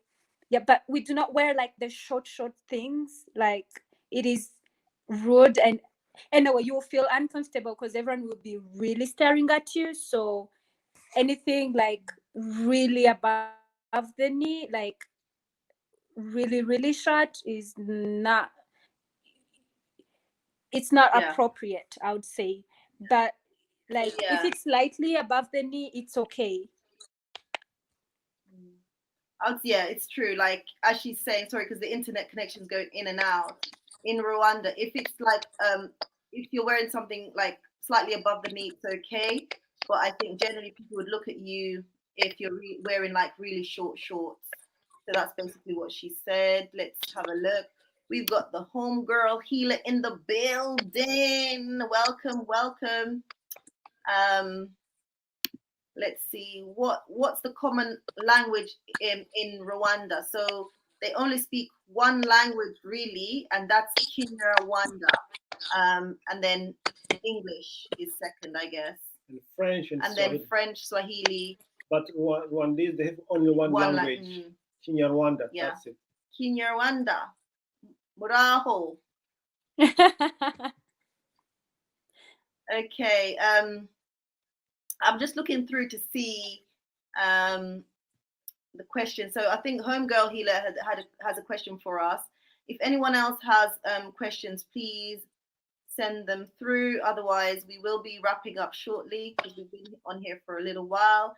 And Maureen, our niece, has kindly offered to, come in and bless us with her presence live from Kigali, Rwanda. So we really appreciate her taking the time out because she's a busy woman. She's a boss lady, but she kindly agreed to sit in on this live. So we really appreciate her so much. So what is the nightlife like in Rwanda? This is a question from the homegirl Hila because she wants to be able to party.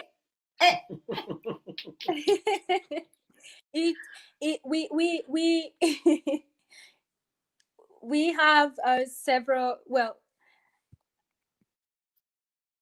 I'm not quite sure what happened, but yeah. So she'll probably come back because the internet connection, as she mentioned earlier, in Rwanda can be a little bit problematic. Am I back? Oh, she's back. She's back. She's back. Are you back? Okay. So nightlife in Rwanda. I think, to be honest, what would you say? Okay. For me, I feel like in Rwanda, you've got a variety. Rwandese people, they start to go out like from around 9-10 o'clock, and they'll be, partying like through the night or in a bar, just having chit chats, and there's just a really good vibe. So I believe that you do have a variety. Rwanda is not like, like the Ugandans, I believe they love like the nightclub scene, and the nightlife scene in Uganda is big. Like when I went there, and I was like, whoa, but in Rwanda they still do have a variety, and I think it's improving definitely, but there's plenty to do in terms of nightlife in Rwanda. Yeah, there's lots to do, I'd say. So many different places. Maureen, are you still there? I am back. All right, okay. You tell us about the nightlife. You answered the question. I know. I haven't been out in a while. Quite well. We can't see you though. Yeah, we can't see you, but anyway, it's fine. Oh, but I was saying, after all this time in the house, it's hard to remember the nightlife. But yeah, I think you answered the question quite well. Like, it's not as busy, like you said. It's not like as, I don't know, as Uganda or Kenya, but we still have like the nightlife. People like going out mostly like just to drink and chat, and then like Thursday, Friday, Saturday, then the clubs are open. And we when I was in the US, it was funny. Like after like midnight, everyone would go home. I'm like, oh, back home we're just getting started. Yeah, exactly. Rwandese people actually they don't know when it's nighttime. When I'm like, I'm going to bed, they're like, what's going on? Like they think I'm sick. Because when I'm going to bed, that's when the nightlife is really starting. It's kicking off, and I'm telling you, the Rwandese people, they know how to have fun. They really do know how to have fun. I'm making myself feel like sound like a grandma now. But yeah, where are we? So,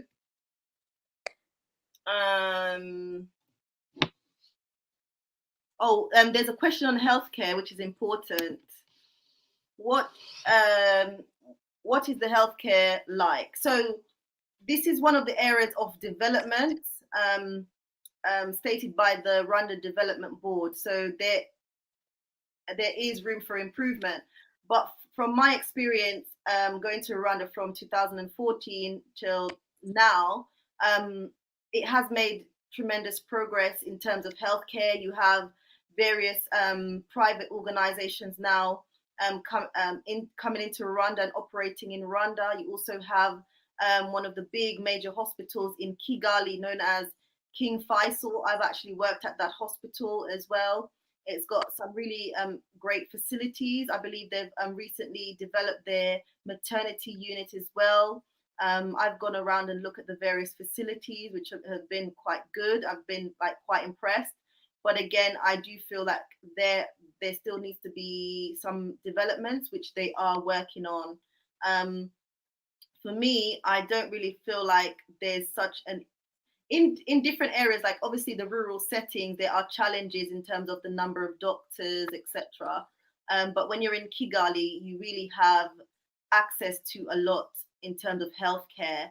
But yeah, I mean, like everywhere else, it's good to have options, whether you need to go abroad or whatever. But I find for me personally in Rwanda, healthcare suits my needs. And when I've had to take my son to the hospital, they've been really, really excellent. My son actually had my youngest son, I think he was about 6 months at the time, and he fell ill.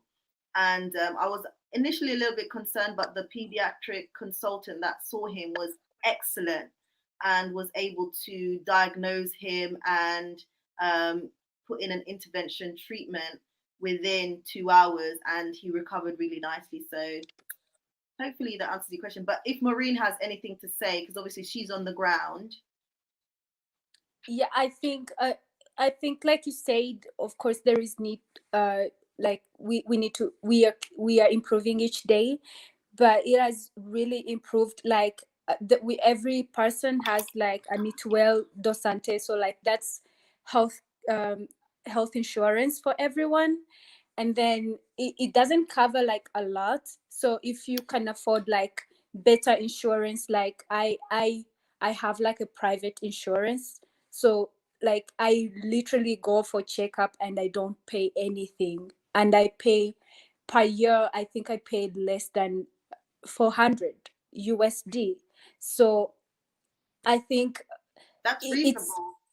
yeah, it's reasonable. Like I have like I had to do like lots of checkup, and I left without paying a single coin. So I think it is really improving. And like you said, yeah, they're doing a lot of improvements on the government hospitals. There are other like private clinics coming up which are really doing a great job. So I think, yeah, we're getting there. And it's also like really organized, like you know where to go, even if it's like for a public hospital, like you go someplace, and then if the case is if they cannot handle that case, they will send you to another like better hospital, something like that. Yeah, so it's really organized, and we just need like improvement in terms of, yeah, doctors and all that good stuff. Yeah. So I think she had another question as well, Mars Zeter, sorry, about my pronunciation. Is the healthcare expensive? From my experience, when I have used the healthcare service there, I've used the private healthcare facilities, and for me, I haven't found it so expensive. I find it to be quite reasonable. So I feel like it's reasonable and it's affordable.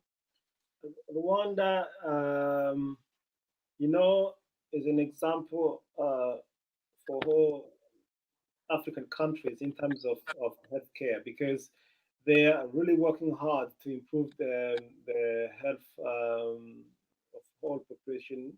They have what is called mutuelle de santé. That's life insurance for every citizen. So what they need is just to contribute small money every month, I think, or yearly, and then you can access healthcare. It's a So year, yeah. It's a year. yearly, Yearly, yeah, yes. it's yearly, and it's really good. It's helping people. So even if you are very poor from a rural area, you can afford to go to hospital, and they can refer you to the big hospital, and they can give you ambulance. They can. It's really nice. Actually, when I was doing my course here in the UK, Rwanda was coming up as one of the best In Africa. in Africa, and Yes. actually we're comparing it to Western countries. The healthcare system in Rwanda is one of the best compared to even Americans one. Yeah. So, Mr. Hillary, sorry, is saying, I would also add, how is the healthcare service to citizens in rural villages? Obviously, from my experience, I would say that, again, that is an area for major improvements.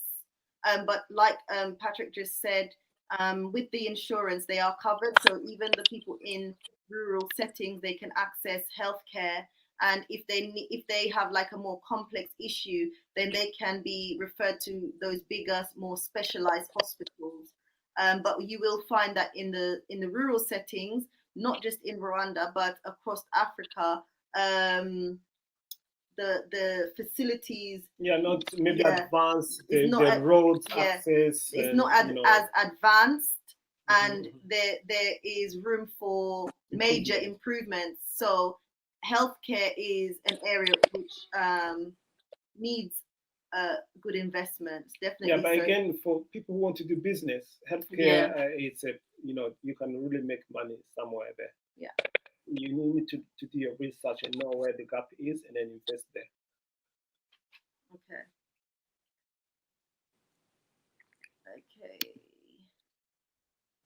I apologize, I have a problem with keyboard typing.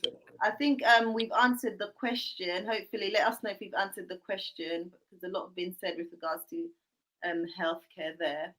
Let's see, any other questions?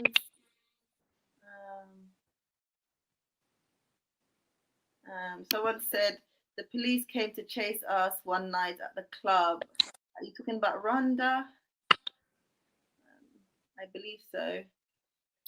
So let us know if, I'm just going to mute your mic because we're getting some effects there.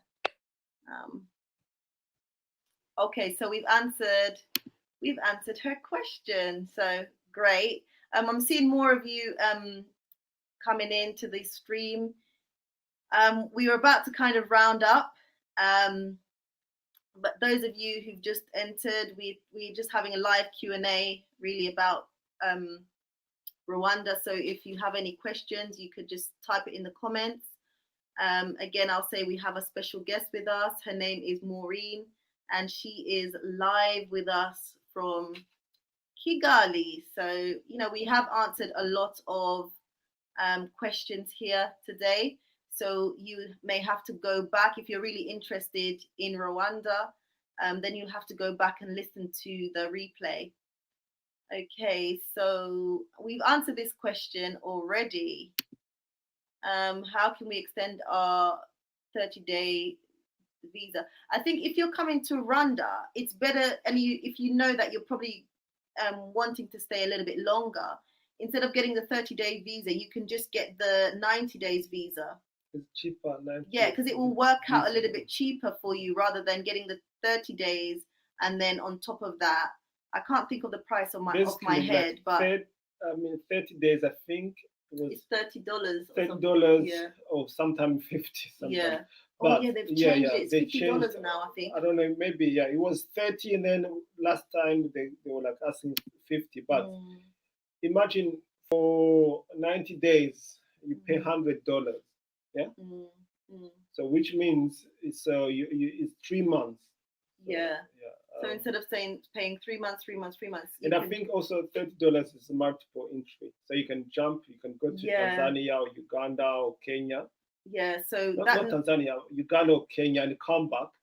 Yeah. Or travel to other countries and come so back. that's the 90-day, I think, the 90-day East African visa. So that is include Kenya and Uganda. Yeah, so then you can move around, as opposed to, like, especially if you want to kind of tour around East Africa, so there's other countries you can visit with that same visa. So I think that's all your questions, guys.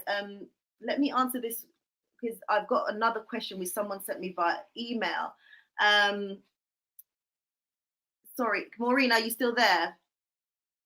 Let's see. So this question is going to go to Maureen, because I got an email, really, and someone is asking to recommend places to live outside Kigali, because some people from the diaspora are saying, like, you know, some will say that Kigali is a little bit expensive, so they want other recommendations outside of Kigali. So what would you recommend? Like I think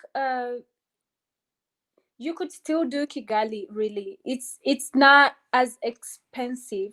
Like, you could try living as a local, like, instead of going to, like, places like that a diaspora would go to, like, say, for instance, like, an example would be, say, Chimihurura is known to have, like, so many diasporas go to Chimihurura, and it's quite expensive for that. They'll charge them a lot of money, because, I guess they think they have the money. So you'd leave, you'd go to a place, like, maybe Chimirongo, where it's like, and live as a local instead of, like, a diaspora.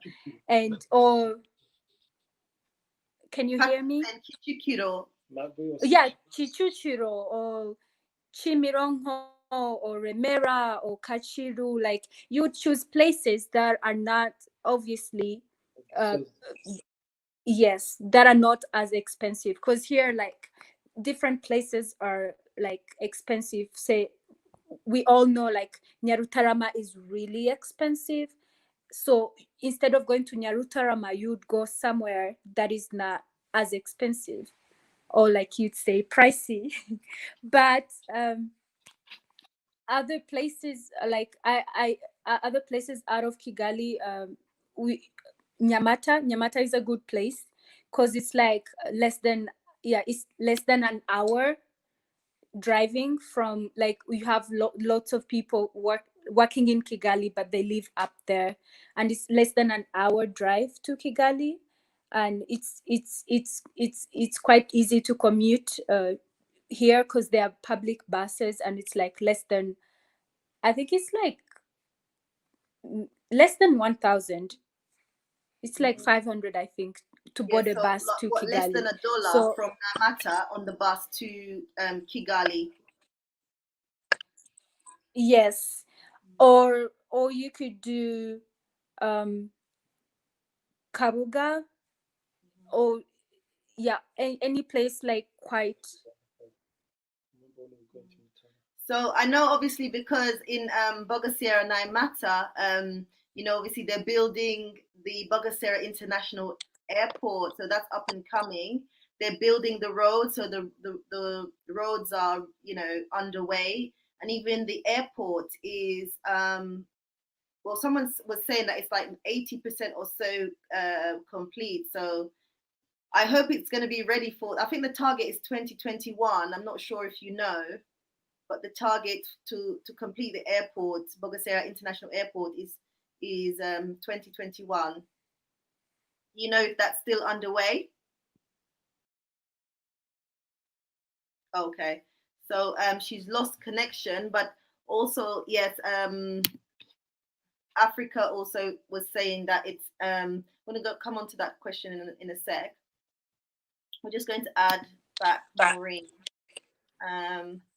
So I was just talking about the Bogasera International Airport. That's up and coming.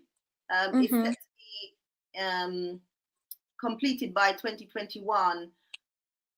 Do you know anything about that you can tell our viewers? I um I think it's actually the first phase. I think it's about to be complete.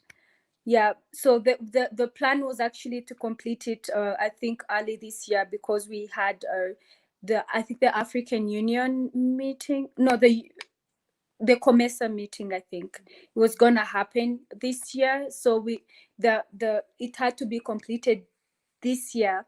So I think, due to coronavirus, they didn't, I guess, rush it through. But I think it's gonna be complete by next year, definitely the first phase. And so yeah, I think the next time you come, no, I think you're coming soon, so you'll be here Yes, at the I'm Kigali coming airport. soon. We're not going to say, but definitely, for me, if I could be in Rwanda now, I would. But obviously, there's a few things that need to be sorted out. But I'm coming very, very, very soon. Like, you don't understand how much I'm itching to be there. Like, anyway, let's not talk about it because I'm just going to get emotional. And I do not want to be getting emotional on this live. So yeah, Rwanda is home for me, and yeah, I'll be there very, very soon. I'm just going to mute your mic because it's echoing. I think Africa was saying Naimata to Kigali actually is about, it depending on where you are, but I would say it's about half an hour drive. Yeah. But yeah, depending on where you are in Naimata. So obviously, the further you are into Naimata, it would take longer.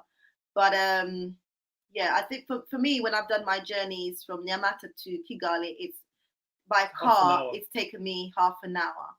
And, I've talked about investing around the airport, buying land, investing in land, building apartments, whether it's a petrol station, investing in some kind of supermarket.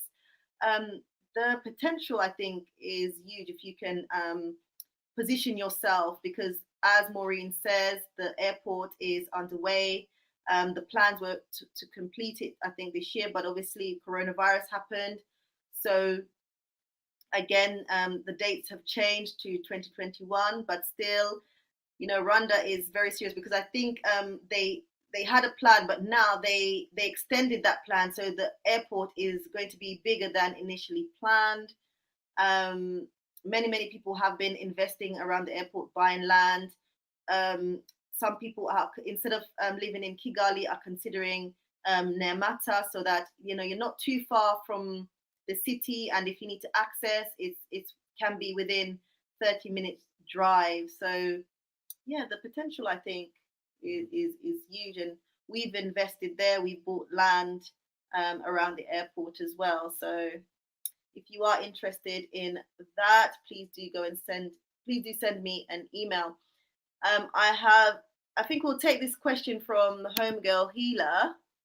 Sorry, did you see something? Oh, and sorry, and Koja about the passport. We'll come to that. So, is it possible to rent a house for a few months in Rwanda? What's the typical rental lease term? So, should we leave that to Maureen? And also, you can answer the question. Yeah. No, I think Maureen, she knows this very well. Okay, sorry. Let's unmute you. Sorry. Oh, I think on your side, can you unmute it? Let's see, mute it. I don't know if you hear. There you go. If you can hear me. Yes.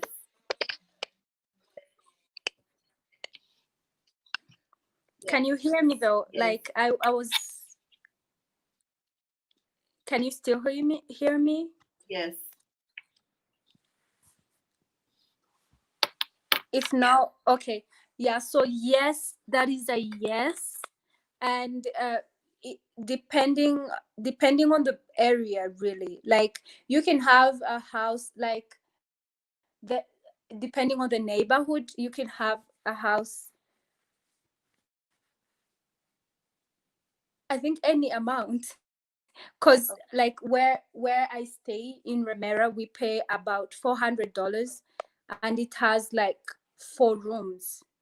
Yeah, so but it's in Remera, so the area is not like as expensive. So it could range, depending on the area, it could range to like 300 to 1,000 USD, depending on the area.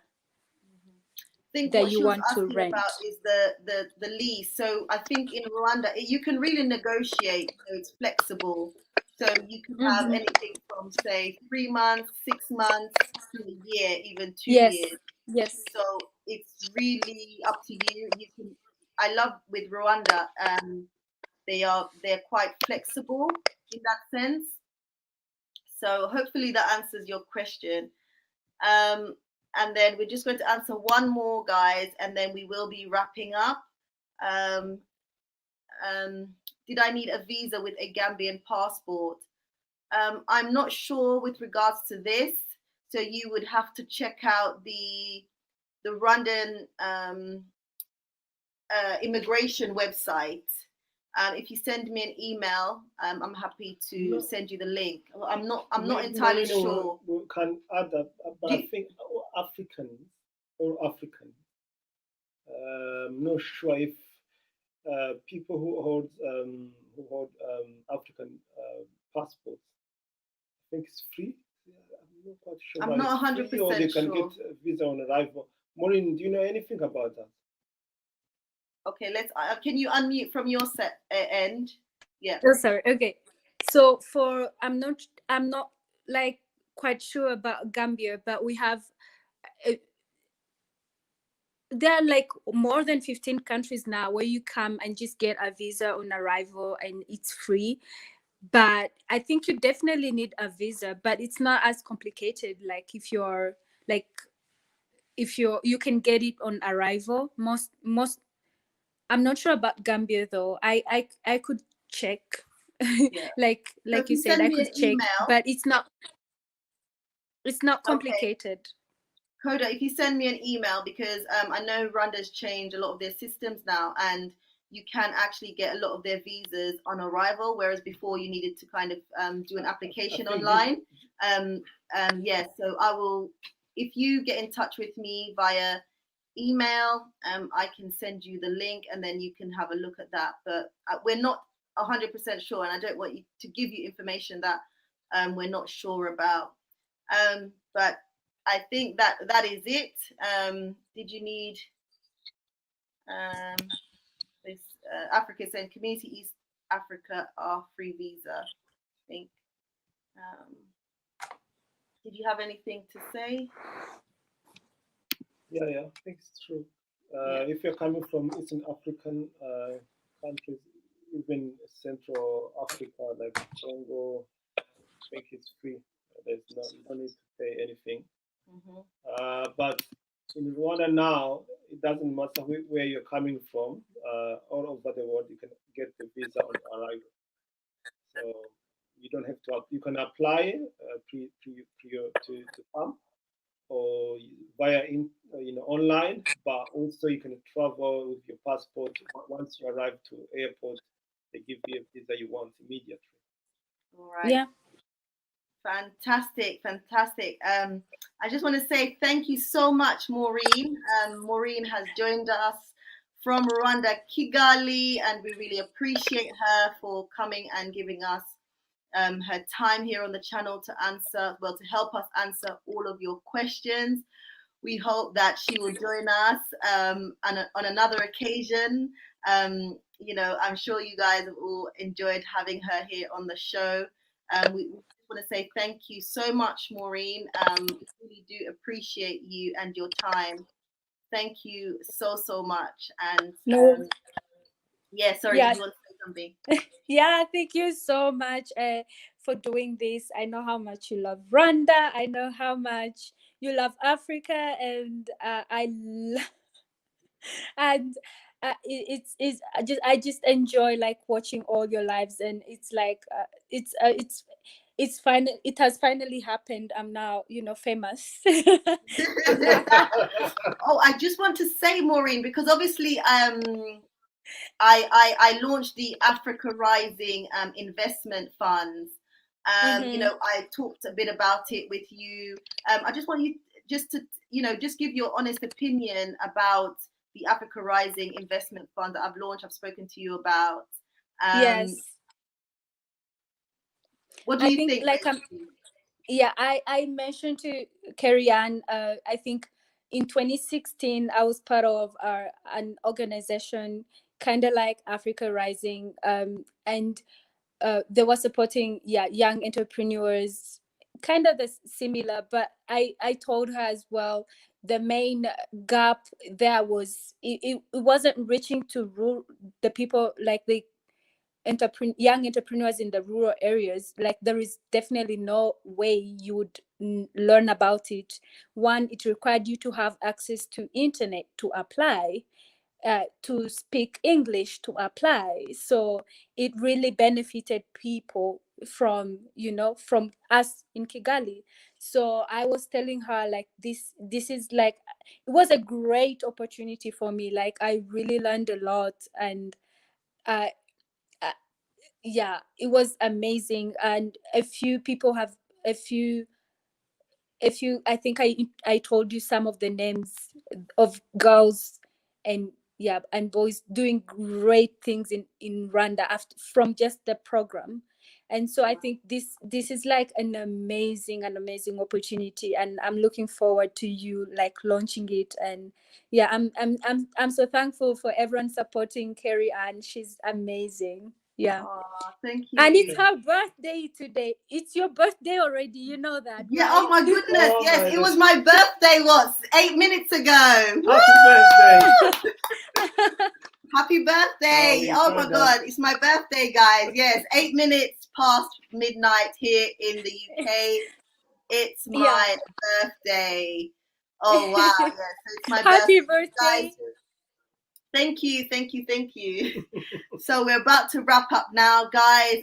Please, if you can, donate to the Africa Rising Investment Funds. Please do go ahead and support us. You can support via the GoFundMe details, or you can make a kind contribution via PayPal. That's really going to help the young people, and as Maureen says, the young people with amazing talents in the rural settings of Rwanda. So do go ahead and support this amazing initiative. Again, I want to thank all of you, all my viewers who've been here listening to this live and, asking questions. Thank you guys so much. I really do appreciate your time. Again, if you're new to the channel, please do go ahead and support me by subscribing. And if you haven't already done so, please navigate your eyes and hit the thumbs up button. Appreciating every single one of you guys. Take care and see you guys in the next one. Take care now. Bye. Bye. Bye bye.